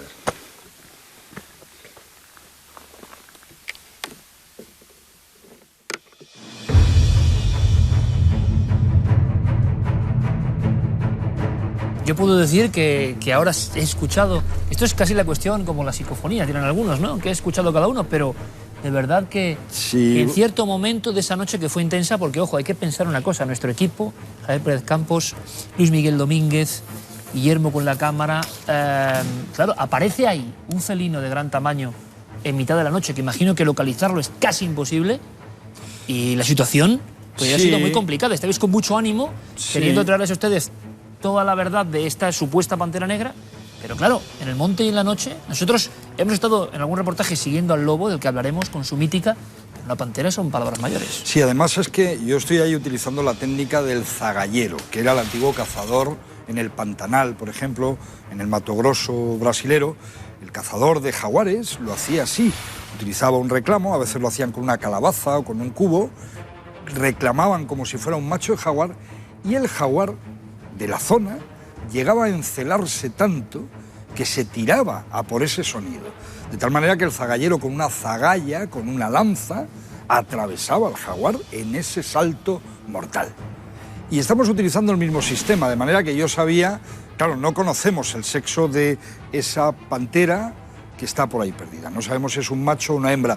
Llevábamos varios reclamos, de macho y de hembra. Claro, la respuesta podía ser de 2 tipos. La primera, ahí va, qué bien, hay alguien de los míos y voy a saludar. Y la segunda, vete de aquí, este es mi territorio, etcétera, etcétera. Pero en ese momento clave escucháis esos... Ahí, en ese momento yo escucho 3 rugidos sin duda. Que no ahí, se corresponderían, Luismi, a otras especies... No puede ser. No hay ninguna especie en España. Ojalá... Fíjate, recuerdo a Mauricio Antón ahora mismo y el tigre de dientes de sable, ¿no? O el género pantera, ¿no? Los leones que hubo en la península ibérica, qué bonito, ¿no? qué recuerdo. Ojalá, qué tiempo, ¿no? Hablamos un poco también, lo prometemos siempre en esta sección, a veces iremos a la antigüedad, en la Comunidad de Madrid, en Granada, había dientes de sable, que son uno de los animales fieros pero más bellos de la historia. Cerro Batallones, aquí muy cerquita, en la Comunidad de Madrid, por ejemplo. Lo que quiero decir es que, claro, un felino de estas características, en este lugar solamente es el hombre el que ha podido traerlo aquí. Yo decía anteriormente, Iker, que tengo la sensación de que este animal lleva ya tiempo en la zona, porque evidentemente no es un ser que haya sido abandonado y fruto de ese abandono, asustado, se haya puesto a correr y a recorrer Andalucía. Una cosa importante, es un animal que está instalado. Está instalado ahí. Y esta sección conectará muchas veces con la leyenda urbana, que es otro de los elementos del misterio. Al principio del programa veíamos cómo, con el debate de la superpoblación, estamos desconectando o variando la naturaleza de lo que era el planeta Tierra. También hay mucho de esto aquí, es decir, leyenda o no, Luismi, grandes extensiones en diferentes partes, sobre todo del sur de España, donde se hacen cacerías ilegales y la presa a veces es un felino que escapa. Muchas personas pensarán, con criterio no lo sé, bueno, leyenda urbana típica, ¿no? No lo es, no lo es. Hemos conocido a estos sinvergüenzas, hemos conocido grandes fincas de Extremadura y de Andalucía, donde la Guardia Civil ha tenido que intervenir porque ya no les servía con matar ciervos o jabalíes. Había que traer a un tigre ciego, por ejemplo, de un circo, o a un leopardo viejo de un pequeño zoo. ¿Qué ha ocurrido? Sí, se les ha soltado en esas fincas para que un señorito o señorita disfrute matando a un ser que fue vilipendiado antes por la cautividad y vilipendiado hasta la muerte en ese acto. Y se sabe que esos animales se han podido escapar. Lo más curioso es que si yo le pido el dato al Ministerio de Medio Ambiente o a la Junta de Andalucía de cuántos felinos de este tipo hay en manos de la gente. Ya no digo núcleos zoológicos, no voy a hablar de un parque zoológico o de un circo. Voy a preguntar por qué persona ha podido comprar un puma, un jaguar, un leopardo y tenerlo. No me saben dar el dato. ¿Esto qué es? Claro, eso son huellas de jaguar. Primero hay que decir que la pantera como tal especie no existe. Hay que decir que son ejemplares melánicos. Es como el albinismo, pero al revés. Se dan leopardos y en jaguares. Son jaguares negros. Son jaguares negros, para entendernos. Esa huella no se ha dado precisamente, primero, por la época en la que estamos. No ha habido lluvias todavía. Alguna hubo, pero no las suficientes. Y segundo, porque el terreno es un terreno muy complicado para que quede una huella tan clara. Hace como unos 5 o 6 años, en Cataluña, se perseguía una leona. Y al final acabó siendo un dogo leonado, y se acabó matando. Los Mossos de Escuadra mataron a un dogo creyendo que era una leona. Este no es el caso. Yo he estado allí. Hay que los testimonios, Luis. Yo he estado allí y puedo asegurarte que estamos hablando de un gran felino. No es el caso. Que nadie se asuste si dentro de un tiempecito este animal da la cara de mala manera, porque no ha habido ataques a ganado. Es curioso, están desapareciendo gatos, por ejemplo, en la zona. Eso sí lo hemos constatado. Pero a ganado no ha atacado. Muchas zonas en las que hemos estado trabajando con esos reclamos y buscando, tenían cabras, ovejitas y tal. No ha habido ningún ataque al ganado. ¿De qué se alimenta este animal, no? Ahora, cuando esto ha surgido, hay gente que ya empieza a recordar que alguna vez vio un animal negro, grande y raro. Que la pantera lleve ahí un año me resulta realmente complicado, pero que lleve 4 o 5 meses es posible. Lo que es evidente es que ese animal, por los avistamientos que la Guardia Civil tiene muy controlados y la propia consejería con esos agentes medioambientales que le están echando, por cierto, tanto cariño, ¿no? Tienen muy claro que los avistamientos están siendo circulares. Es un animal que se está moviendo por un territorio que ya conoce y reconoce. Una última cosa, Luismi. Entonces nos encontramos con otro factor posible. Yo lo lanzo ahí. Una de las grandes tradiciones del misterio, sobre todo en el norte de Europa, en el Reino Unido, por ejemplo, son los llamados alien cats. De aquí hemos hablado de ellos, apariciones incomprensibles desde hace mucho tiempo. Y además luego hay una sociología de todo esto que les añade, por ejemplo, mal presagio. Cuestiones que tienen que ver con la mítica, con el folclore, con la leyenda profunda de los animales. Yo te pregunto, Luismi, y si no hay huellas, pero la gente ve, ¿qué está viendo? ¿Es posible que no haya pantera? Es decir, ¿es posible que haya algo, no sé el qué? Una simple confusión genera esta especie de histeria colectiva. ¿Las personas pueden ver algo que no es físico, que no está? Sí, claro que sí. Hombre, para empezar, el dios no sé qué sentido tiene, ¿no? El dios más divertido de toda la mitología griega, Dionisio, es el único representado a lomos de una pantera negra, ¿no? O sea que el divertimento y la vida tiene que ver con un animal que es poderío en sí mismo, ¿no? También en el libro de los muertos egipcio, ¿no?, del antiguo Egipto, se habla de que solamente aquellos que porten unas pieles de pantera negra llegarán al reino de los cielos, ¿no? O sea, la pantera, claro, que ha generado a lo largo del tiempo este animal, este gato grande y negro, con unos ojos entre verde y fuego, ha generado en la mente humana mucha excitación. En este caso, fíjate que yo llegué a pensar en estos días de pesquisa que pudiera tratarse una vez más, como en Cataluña, de un dogo, de un perro grande. Incluso apareció una fotografía en ese momento que nos mostraron, que engañó a la propia Guardia Civil, y por cierto la Guardia Civil tomó en ese sentido el Seprona medidas al respecto, porque fue un graciosito. Intentó hacer ver que un perro negro del pueblo era la pantera. Dijo, mira, aquí está. También sociología extraña, ¿no? Pero de verdad un felino es un felino. Y especialmente en esa zona que has visto del cruce de los dos ciclistas, que fue un día antes de que yo llegara al lugar, bueno, era a plena luz del día. Una pantera es un animal, bueno, es un gato grande y evidentemente no es un animal, además no es un ejemplar huidizo, pero tampoco está en la fase de mascota. Por eso digo que lleva tiempo allí. Todos los avistamientos hablan de un animal que, como lo hace un lince ibérico, en un momento dado te mira, pero se va. En este caso, esta pantera te mira y se va. Y se va y no sabemos a dónde, porque, insisto, la serranía de Gádor, toda esa zona, esa reserva natural impresionante, con esa Almería desconocida. Uno piensa en Almería, se va a Tabernas o al Cabo de Gata, pero se olvida de que ni es desierto ni es costa. Es una sierra impresionante, capaz de ocultar misterios, secretos y sombras. ¿Cuántas realidades y mitos se mezclan en la fauna mítica? Iremos descubriéndolo y les aseguro que vamos a aprender cosas maravillosas, algunas más inquietantes, seguramente, pero sin duda vamos a aportar un conocimiento sobre esos animales. Algunos, decía Luismi, el lince, que será otro capítulo, como decía Félix el maestro, casi el último lince, el último de su especie, enfrentándose a una naturaleza que ya no comprende. Luismi, yo creo que va a ser un viaje fascinante, ojalá se dé con la pantera sin ningún problema, ni para humanos ni para ella. Sobre todo, claro que sí. Y tengamos solución a este asunto, que es la primera cuestión detectivesca de esta sección. No sé qué animal vendrá a visitarnos. Pueden proponernos, por supuesto, claro que sí, porque hay muchas noticias. Vamos a disfrutarlo. Y Miguel Domínguez, nuestro enviado de la fauna mítica. Los animales nos hacen más humanos, Iker, acuérdate de eso. Por supuesto. Un abrazo. Gracias, Luismi, como siempre. Chao. Y de la naturaleza viva, de la naturaleza feraz, de la naturaleza que todavía es indómita y parece mentira, está más cerca. Y cuando hablemos del águila, de los reptiles, de algunos otros seres a veces más marginados, llenos de incógnitas, llenos de misterio en su historia, como las arañas españolas, se van a sorprender. Estoy absolutamente convencido. Va a ser una inmersión en ese archivo oculto, en ese archivo mítico de nuestra fauna. No sé qué vendrá, lo que sé es que viene ahora una conexión con lo más actual. Misterio 4.0.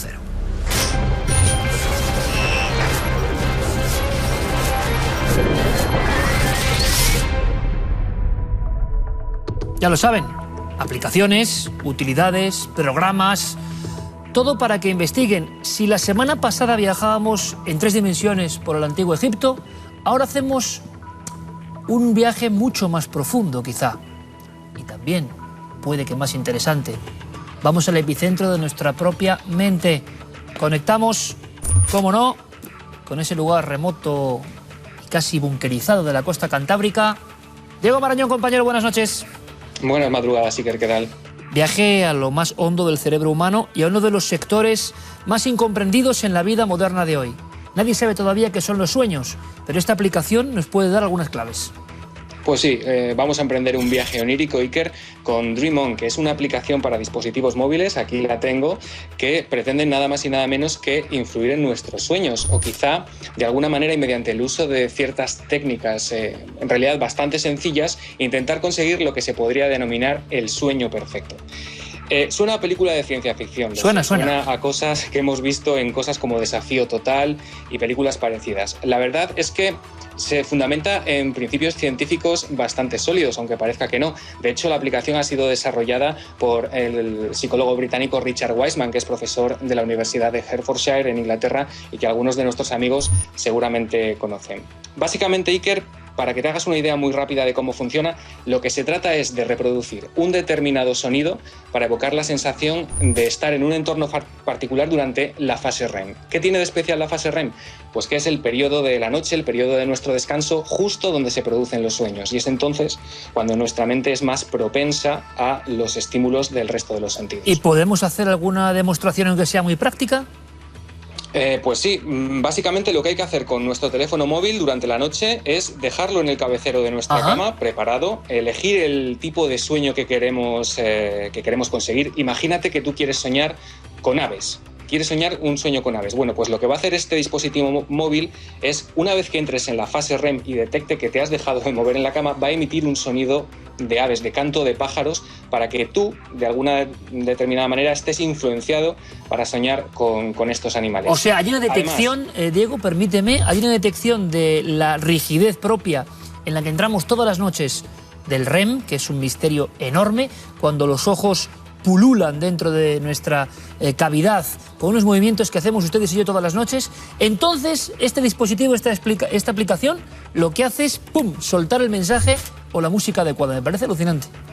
Sí, de hecho lo que hace básicamente es monitorizar el movimiento de tu cuerpo durante la noche y cuando detecta que has entrado en la fase REM, suelta ese estímulo externo y además te despierta unos 10 segundos después de salir de la fase REM. Esto es muy importante porque si dejamos pasar más tiempo, el sueño básicamente se nos olvida. A los 30 segundos más o menos de salir de la fase REM, olvidamos nuestros sueños. Por eso, esta aplicación te avisa para que tú, una vez que has despertado y que todavía tienes ese recuerdo latente, puedas compartir tu sueño, puedas compartir tu experiencia en las redes sociales. De hecho, hay comunidades, tanto en Facebook como en Twitter, donde Richard Wiseman y todo su equipo estudian y analizan el comportamiento de los usuarios de esta aplicación Iker. Y no es solo eso, Diego, sino que, por lo que tengo entendido, hay una posibilidad de servirse a uno mismo el propio sueño, ¿no?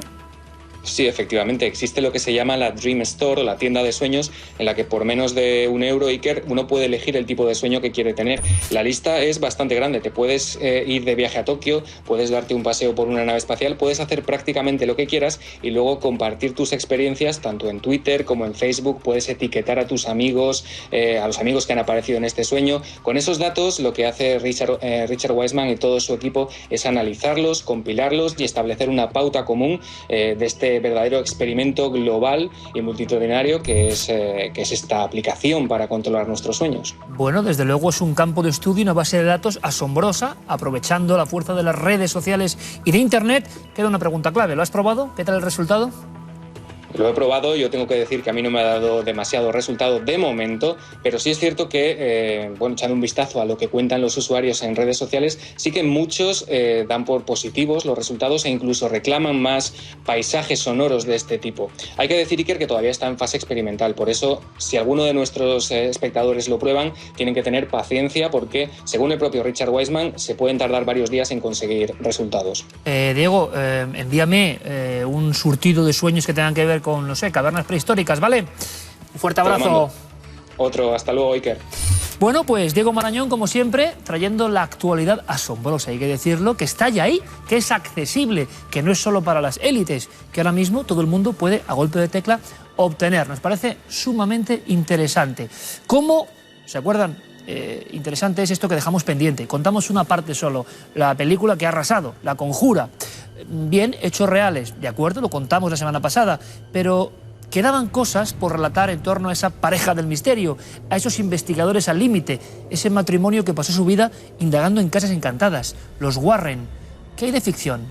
¿Qué hay de verdad? De momento, imágenes que sorprenden, un museo muy especial, en el propio domicilio de alguna forma o con las propias historias de los Warren, con objetos. Vamos a recorrer esos objetos que sin duda tienen vida y tienen enigma a su alrededor.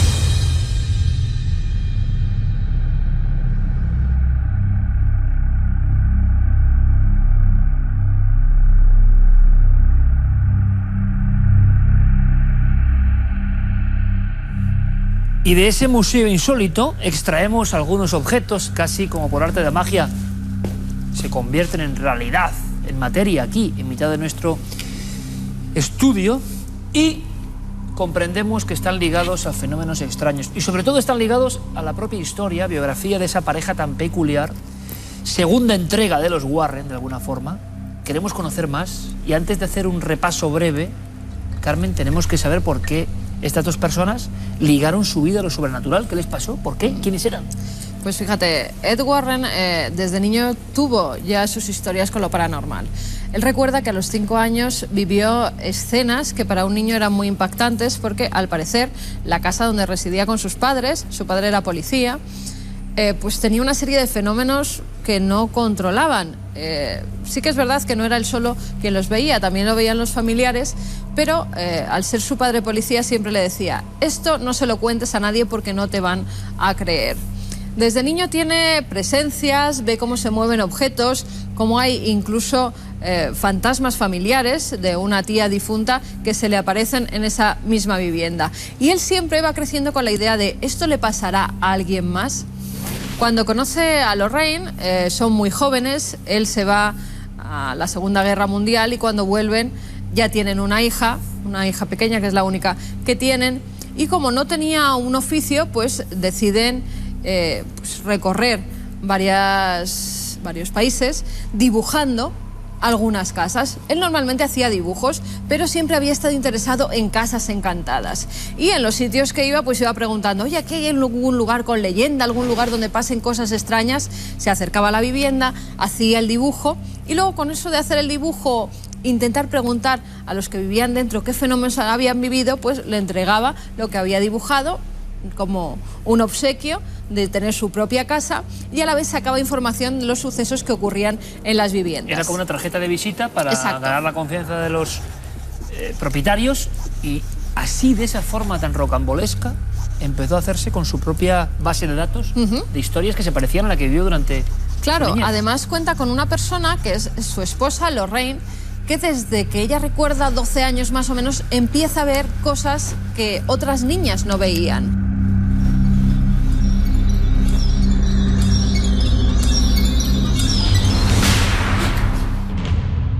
Lorraine es analizada en varias universidades, se hacen varios test con ella y tiene una serie de capacidades de clarividencia que utilizan en esas casas. ¿Sería Ella un poco normalmente... Paloma Navarrete? Sí, sería nuestra Paloma Navarrete. Ella entraba a las viviendas y veía pues si había un espíritu, si era maligno, si no, si era un espíritu familiar. Con lo cual, esa información era trasladada también a los habitantes de esos domicilios, y la verdad es que acertaba en numerosas ocasiones. Bueno, pues ahí tenemos una serie de objetos, nos pueden llamar la atención. Por ejemplo, hay trozos de fuselaje o trozos de un avión. Javier, compañero, buenas noches. Hola, Iker, buenas noches. Como dijimos la semana pasada, Javier había recuperado algunas historias de los Warren en otros reportajes clásicos. Investigaron las grandes casas encantadas y no solo eso, formaron una especie de museo recolector de piezas objetivas que habían tenido misterio. Comprenderemos cuál es. Ahora iremos con la muñeca, que todo el mundo imagino que está esperando, una muñeca que se ha convertido en icono de esa película que ha dado la vuelta al mundo, ha sido número en taquilla, esa muñeca extraña. Pero, aunque sea brevemente, Javi, piezas de aviones siniestrados. ¿Por qué? Sí, esta es una de las piezas que ellos guardan en su museo, que exponen al público y que forman parte, según ellos, de los casi 1000 casos que ellos investigaron a lo largo de su vida. Eso es lo que ellos aseguran. Tienen cerca de 1000 casos investigados, y algunos ellos obtienen estas pruebas, otros incluso gente que no sabe qué hacer con esos objetos se los da a ellos, los dona a ese museo, y es el caso de estos restos del fuselaje del vuelo 401 de Western Airlines, que les hacen llegar una persona anónima, y este vuelo, este avión 401 de Eastern Airlines, sufre un accidente en Florida el 29 de diciembre del año 72. Fallecen 101 personas, y lo que ocurre es que la compañía automáticamente decide coger esos restos que han quedado intactos para introducirlos en otros aviones que ellos están creando dentro de su flota. Y a partir de ahí, Iker, te puedes imaginar, entre los años 72 y 74, esos años entre los que están funcionando esos aviones, muchas personas que están a bordo aseguran ver espectros deambulando por esos aviones, que incluso algunas personas llegan a reconocer como gente que había trabajado en ese avión, en ese vuelo 401.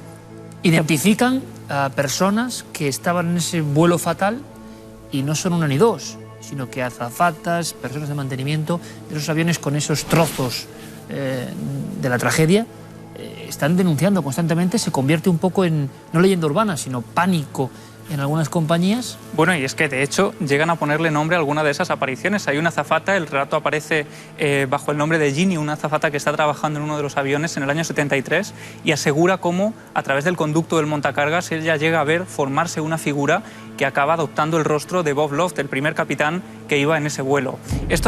Esta persona llega aparentemente a aparecerse a 24 personas, hay 24 testimonios hablando de esta figura y desde luego el pánico es tal que automáticamente Eastern Airlines decide tomar cartas en el asunto y lo primero que hace es eliminar esos restos que habían introducido en algunos aviones y posteriormente amenaza a su equipo, a los trabajadores, de que el próximo que hable de todas estas cosas será automáticamente despedido. Claro, o sea que no solo las casas encantadas, para que nos entendamos, sino que en ese museo cabía todo lo extraño, lo bizarro, lo no usual, y decíamos que hay una pieza, hemos elegido solo unas pocas. Una pieza estrella. Hagamos un recorrido y empecemos también por esa pieza estrella que han trasladado al mundo del cine con la conjura. Sí, ¿sabes? Sobre todo recogían estos objetos para quitarlos de que otras personas pudieran tener fenómenos paranormales a su alrededor. Preferían tenerlos cerca, en su casa, en un almacén anexo que tienen a su domicilio, para que no siguieran causando daño. La muñeca Annabelle, la verdad es que tiene una historia increíble. Recibe una llamada, Ed Warren, de un sacerdote que conocía, diciéndole: mira, por favor, ¿te puedes encargar de este caso? Me han llamado dos chicas que conozco, que vienen normalmente a mi iglesia y están muy asustadas. Parece que están ocurriendo fenómenos paranormales en su vivienda desde hace aproximadamente un año, pero estos se han ido incrementando y ya llega una situación en la que no pueden casi vivir allí. Ed Warren enseguida se pone en contacto con estas chicas, dan una cita, al día siguiente quedan y el matrimonio se acerca hasta unos pisos completamente nuevos, unos pisos que no tenían nada de extraordinario. Cuando entran se dan cuenta de que son tres chicos jóvenes universitarios, hay dos chicas y un chico, que tienen un rostro bastante pálido y como si estuvieran cansados. Llevaban muchas noches sin dormir por todo lo que estaba ocurriendo. Al parecer, una de las chicas, Donna Jenkins, recibe un regalo de su madre por su último cumpleaños. Es esta muñeca, Annabelle. La madre se lo regala como para decorar tu habitación. Esa muñeca, cuando hacía la cama, Donna, para irse a la universidad, la dejaba en una situación y cuando volvía estaba en una situación completamente diferente, casi siempre con las piernas y las manos cruzadas. Ella en un principio piensa que es algo de su cabeza, que la habrá puesto así y no se ha acordado, pero ella empieza a ver que la muñeca cambia de posición y adopta posturas muy extrañas, hasta tal punto que ella llega a obsesionarse diciendo: bueno, la voy a dejar así, voy a cerrar mi cuarto incluso con llave para que no pueda entrar nadie y a ver por qué se mueve. Y la muñeca seguía moviéndose. Pero Annabelle no solamente eso, empieza a cambiar de habitación. Cada día se la encontraban en un sitio diferente, no solamente ella, sino también su compañera de piso. Hasta tal punto, Iker, que llegan una noche que habían salido con sus amigos y ven que la muñeca está con una silla enfrente de la puerta y puesta de rodillas. Claro, en ese momento ya se llevan un susto tremendo. Intentan poner a la muñeca de rodillas y siempre se cae. ¿Cómo podía mantenerse? Hacen algo pues que en un principio llama la atención y que no debían haber hecho. Llaman a una vidente. La vidente llega al domicilio y hacen una sesión de espiritismo. En esa sesión de espiritismo sale reflejado un nombre: Annabelle Higgins. Decía que era una niña la que sale en esa sesión espírita, que era una niña de 7 años que había perdido allí la vida en esos terrenos donde se había levantado posteriormente el edificio. Y que ella solo quería que la quisieran un poco, que nadie le hacía caso y que por favor dejaran que se mantuviera su espíritu dentro de la muñeca. A ellas les da un poco de pena esa niña que ha muerto tan pequeña y dan el consentimiento a ese espíritu. A raíz de eso las cosas se empiezan a poner todavía peor, Iker. Un día cuando llegan ven que la muñeca tiene sangre en las manos y en el pecho, no saben de dónde proviene esa sangre. Empiezan a encontrar una serie de mensajes que dicen help me, help us, help Lou. Lou era el novio de una de las chicas y tiene mucho que ver luego en por qué los Warren intervienen en este caso.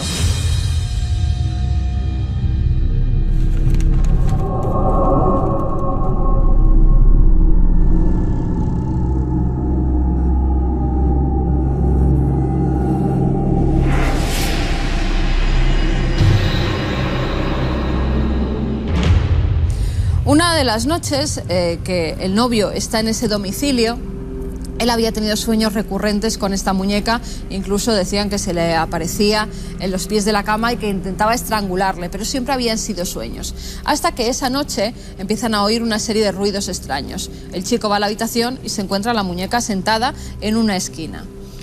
Va hacia la muñeca, la puerta se cierra y entonces él recibe una serie de arañazos en el pecho que le dejan una marca, incluso hacen sangre. Son 7 arañazos, 3 en vertical y 4 en horizontal, que según comenta él, queman.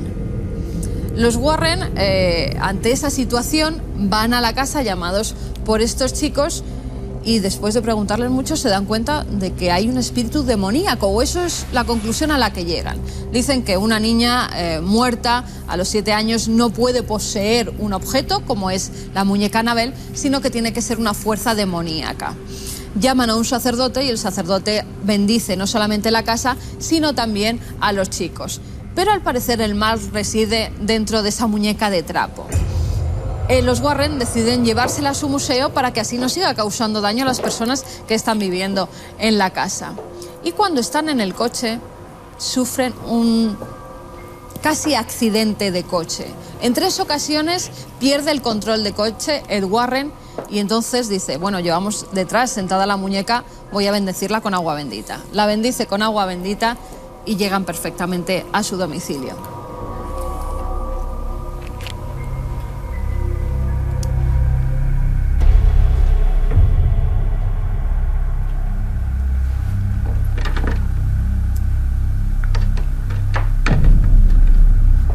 Meses después, cuando ya la muñeca está viviendo con los Warren, sigue cambiándose de sitio, sigue apareciéndose en momentos más inesperados, hasta que un día llega un sacerdote, amigo suyo, se llama el padre Cook, y ve la muñeca sentada y dice, bueno, ¿esto qué es? ¿De qué caso lo habéis sacado? Se ríe un poco de la muñeca. ¿Cómo va a ser un espíritu maligno el que esté en el interior de esta muñeca?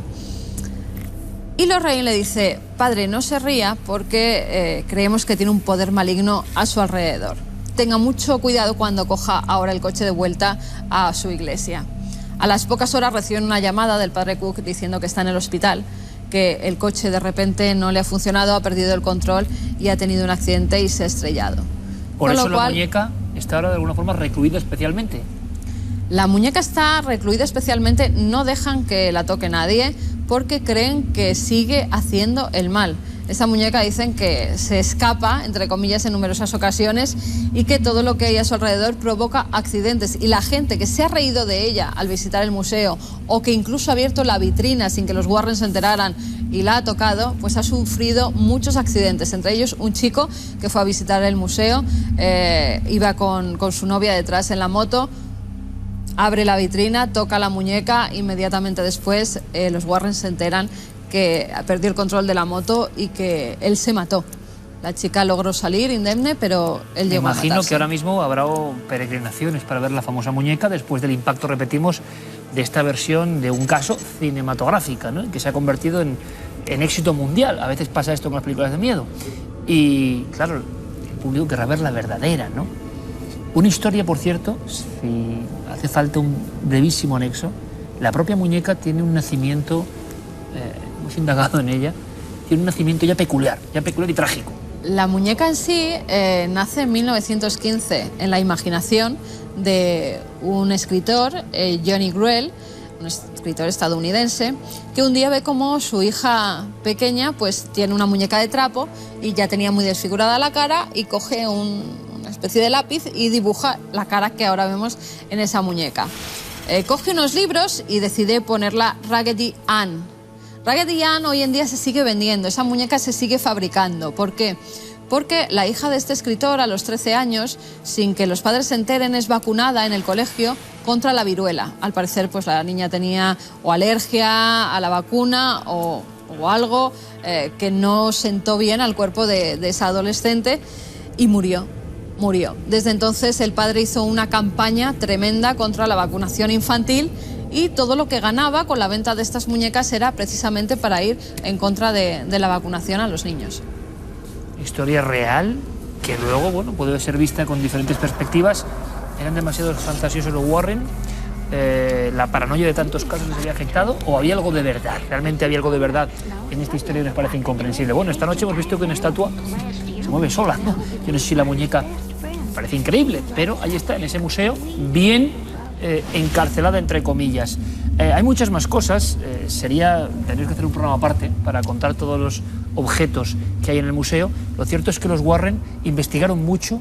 Yo no sé si con especial fantasía o con el tiempo fueron creyendo realmente que todo era, sobre todo, demoníaco, pero es verdad que hasta el último momento, hasta la muerte de este personaje con el que empezábamos, Ed Warren, sí que hubo una serie de confesiones y de sensación de que realmente habían perseguido un misterio auténtico, real, que habían estado muy cerca del demonio en ocasiones, y él practicaba casi, no solo como investigador, los exorcismos. Sí, de hecho, eran considerados demonólogos, sobre todo Ed, porque él llevaba agua bendita, la esparcía en algunas de las casas donde ocurrían estos fenómenos, y muchas de las presencias que aparentemente se dejaban manifestar, se manifestaban en esos domicilios, eran demoníacas.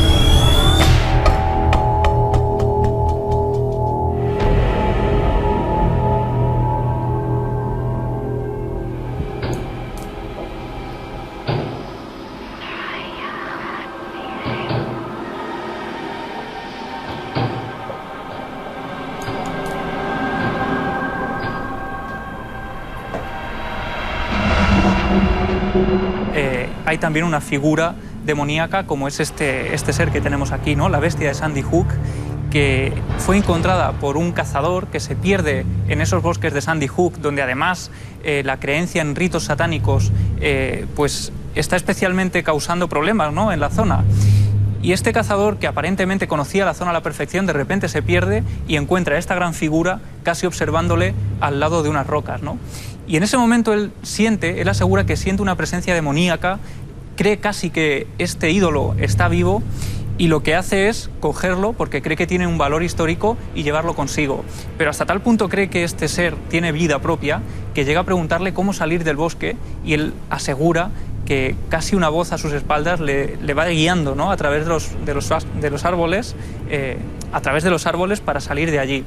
Automáticamente, como no, él conoce también a los Warren, ya se han hecho famosos por el caso Amityville sobre todo, y automáticamente lleva a este ser a ese museo, ¿no? Lo dona especialmente a ellos, pensando que ellos pueden tener además el objeto a buen recaudo, y efectivamente son los Warren los que le dicen que es un ser demoníaco y que probablemente se habría utilizado en alguna ceremonia satánica, ¿no? En ese lugar concreto, en mitad del bosque, suena dramático total, pero claro, nos imaginamos que los Warren se acaban convirtiendo en celadores de objetos malditos, de dos muñecos, entre comillas, que creen que tienen su poder negativo. Y hay quien está hilando muy fino, de hecho, y recuerda el año pasado, ¿no?, la matanza de Adam Lanza fue en la escuela primaria de Sandy Hook, y hay quien ya también ha introducido este extraño ídolo por medio de toda esta historia. Hay otro objeto que evidentemente nuestro público dirá, bueno, este no es tan dramático, ¿no? Este es un juguete. ¿Qué hace un juguete? Y terminamos aquí, en el Museo de los Warren. Pues fíjate lo que hace. Ese juguete pertenece a un caso que es el primero a nivel judicial en el que una persona dice que ha matado a otra porque estaba endemoniado. Hablamos del año 1981, un juicio contra R. Johnson.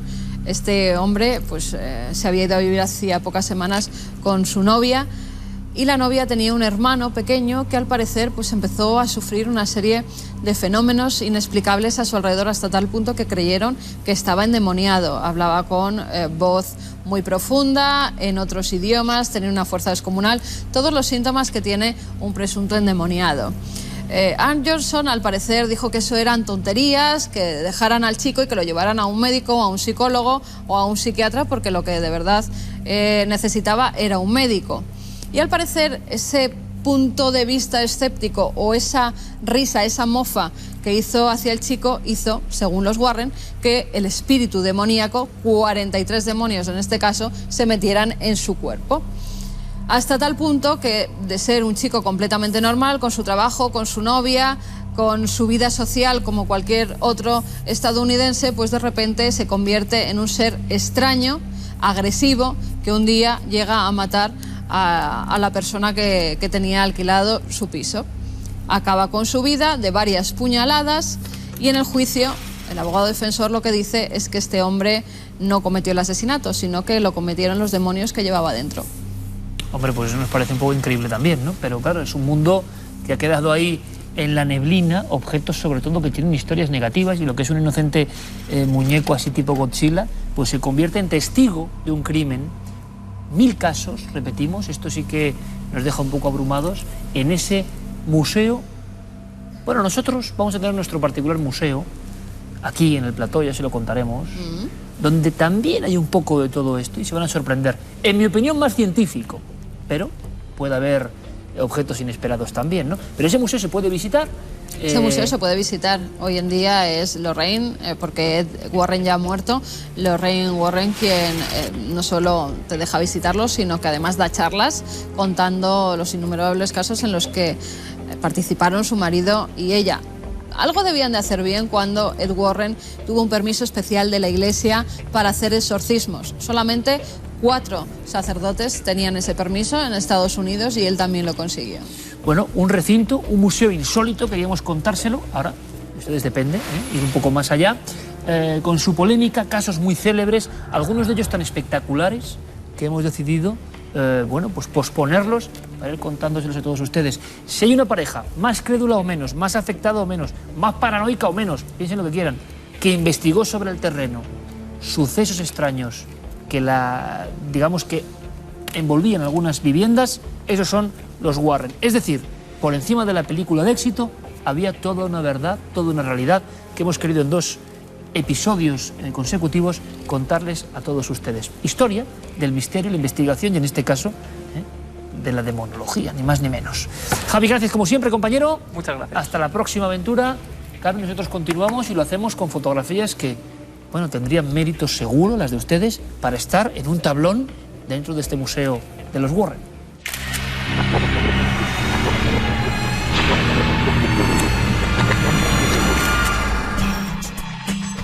Esta semana comenzamos con la fotografía que nos enviaba desde Mazaricos, en La Coruña, Fernando Areal Albite. Él nos comentaba que era noche de San Juan, una noche, ya saben, mágica. Volvían a casa después de una cena familiar y fue sacando una serie de fotografías. Esto nos dice que es la recta das Maroñas, así la llaman a esta carretera. Hicieron varias tomas, como pueden ver, y de repente en una de ellas, fíjense lo que salió. Se dieron cuenta después, al revisar las fotografías. Nos dicen que ven como una especie de silueta humana y verdaderamente se puede ver. Es más, si ampliamos la imagen, van a ver aquí cómo incluso podemos distinguir una cabeza, los hombros, las piernas, que en un momento dado parece que no están ni siquiera tocando el suelo, y el resto del cuerpo. La verdad es que la imagen se ve muy bien. Ellos nos dicen, por supuesto, que en la carretera, a esas horas y a altas horas de la madrugada, no había absolutamente nadie. Los análisis de Guillermo León nos dan varias posibilidades, aunque es cierto que nos dice no se puede llegar a explicar 100% esta fotografía, aunque apunta algunas posibilidades de lo que puede haber generado esa figura. Dice que puede ser un reflejo de algún elemento interior del vehículo, algún elemento de señalización de la carretera o simplemente alguien que iba por el arcén caminando. Bueno, pues dejamos esta fotografía como no completamente resuelta. Así se ha quedado también la siguiente imagen y van a entender ustedes por qué se lo digo. Nos vamos hasta México. Elda Montesinos nos enviaba desde allí esta imagen. Como ven, son unos niños que están jugando. Nos comenta que es una familia que tiene muy pocos recursos económicos, que hicieron la fotografía con una cámara pues bastante básica. y que justo cuando las revelaron se dieron cuenta de que había un objeto volante no identificado aquí arriba. Si ustedes ven la imagen, es uno de esos ovnis de la ufología clásica. Ha salido en innumerables casos, en muchas fotografías. Nuestra amiga nos decía que qué podía ser, si era un montaje o verdaderamente habían captado algo extraordinario que estaba volando por encima de los niños. Y Guillermo nos dice pues, que no lo sabe a ciencia cierta, que siempre que nos mandan imágenes escaneadas hay que tener cierto temor. También pueden ser otras cosas. Nos apunta un elemento de juguete que puedan tirar otros niños. Nos dice Guillermo que está como en primer plano, más cerca que los pequeños que están jugando, que además siendo de este tamaño se tenían que haber dado cuenta de que había algo flotando sobre ellos y que bien podía ser un insecto que pasaba y la cámara lo ha recogido así, un insecto muy grande o incluso un pájaro. Esas son las posibilidades que nos da Guillermo, siempre diciendo que verdaderamente no sabe lo que ha captado la cámara, un ovni o por el contrario algo que se puede explicar. Bueno, si tiene fotos tan interesantes como las que hemos visto esta noche, ya saben que hay dos vías de contacto. A través del correo electrónico cuartomilenio@4.com y nuestro apartado de correos 18189 con el código postal de Madrid 28080. La 9ª temporada de Cuarto Milenio. No es fácil y sabemos que desde luego la larga travesía de este año va a ser complicadísima. La televisión, y así es, y así tiene que ser, está llena de ofertas, de propuestas y cada vez es más complicado. Pero la sensación que hemos tenido, sinceramente, es que había algo muy poderoso en este regreso. Creo que no es mérito exactamente mío, nuestro, sino del propio caso.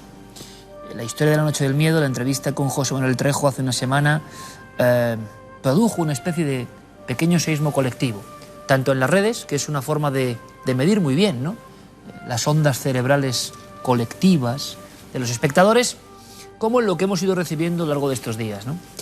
Para muchas personas que habían perdido la fe en el asunto de los ovnis o el misterio, fue como un tremendo bofetón, dicho esto, con todo el sentido positivo, ¿no?, una especie de convulsión, de decir, caramba, hay casos que respiran tal verdad que es muy difícil dudar de ellos. Yo me alegro, porque sé que esas personas, las implicadas en esta historia de la Noche del Miedo, lo pasaron francamente mal.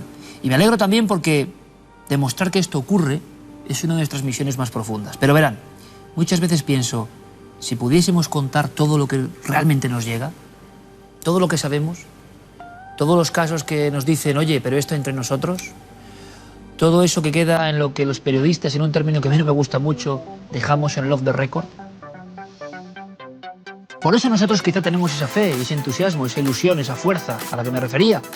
Porque sabemos que no es solo la Noche del Miedo, no solo los disparos, sino muchas más cosas que a veces evidentemente son atrapadas por el secreto o porque no todo el mundo puede contar lo que le ha pasado. Les voy a contar una experiencia vivida precisamente en la grabación de ese reportaje. Creo que les puede gustar. Como saben, empezábamos en el Ejército del Aire, en pleno corazón, ¿no?, cuartel general. Primero la amabilidad, tengo que decirlo, de todos los integrantes que pusieron en nuestras manos los expedientes, los documentos, las historias. Y tengo que decir, sin desvelar más, por supuesto, que en esa grabación llegaron otros casos. Casos que será muy difícil que estén, por ejemplo, aquí. Ojalá lo consigamos, cara a cara, con el testigo sentado. Pero casos de un nivel, tanto por parte de, vamos a decirlo así, la importancia dentro del organigrama del ejército del testigo principal, como por lo que se veía. Me contaba una persona de altísima graduación, valiente, que en la base aérea concreta que existe en la provincia de Murcia, hace ya muchos años, él tuvo un encuentro con lo extraordinario, plena noche, acuartelamientos vacíos ya, y de pronto, precisamente en lo que son unos servicios comunitarios, observa una niña. ¿Qué hace una niña a estas horas aquí? Comprensible. Se aproxima y llega esta persona, repito, de alta graduación, de expediente intachable, de firmeza ante lo irracional, a ir a preguntar, porque claro, no puede haber nadie en ese momento ahí, y menos una niña que está sentada como con una especie de alféizar que existe en una ventana y que está balanceándose. En un momento dado, mira alrededor para ver si puede haber alguien, un padre, una persona que la ha dejado ahí, dentro de una base aérea, repito. Y cuando vuelve a girar su mirada, aquella niña ya no está. Inspecciona el lugar, como buen militar, intenta saber dónde se ha metido y se empieza a preocupar porque ahí no hay nadie. Ni ha podido ir nadie y por las instalaciones que son, evidentemente eso era una ensoñación, una alucinación muy compleja. Con el paso del tiempo, y él como buen investigador, pregunta a otros militares amigos y se queda impresionado con la historia de un accidente, de una niña que falleció en ese lugar y de otras personas que en esa noche, cuando llega el misterio, empiezan a contarse su secreto, empiezan a revelarse lo que saben y otros testigos han visto exactamente lo mismo. Hablamos de una base militar aérea española, hablamos de máxima seguridad y hablamos no de una esfera en el cielo, hablamos de cosas de este tipo. Claro. Cuando estas personas, estos testigos de élite, piensan que son privilegiados también, a pesar del miedo de haber vivido esto, y creen que somos honestos para trasladarnos el secreto, sin dar más datos, pues yo creo que nos sentimos, por un lado, satisfechos porque el misterio está ahí, estas cosas ocurren, pero por otro lado, estamos ante esa barrera, ¿no?, de no poder dar toda la información. Ojalá lo consigamos, repito. Pero ¿se imaginan la cantidad de cosas y de personas increíbles por su nivel de responsabilidad en la sociedad, que les han pasado cosas de este tipo? ¿Eso qué nos indica? Que tenemos que seguir con todo el esfuerzo, que tenemos que seguir con entusiasmo y que cada vez que viene alguien importante, entre comillas, porque no imaginamos contando estas cosas a alguien de su rango, es un pequeño logro para ustedes y para nosotros. Nos están llegando estas historias, no hay duda de que existen, de que están ahí, Alan, no sabemos lo que son. Pero, ¿verdad? Si pudiésemos contar todo lo que nos llega en los ambientes más insospechados, el misterio sigue ahí, lanzando sus pequeños guijarros para comunicarse con nosotros. Ojalá, vamos a intentarlo. Nuestro reto para esta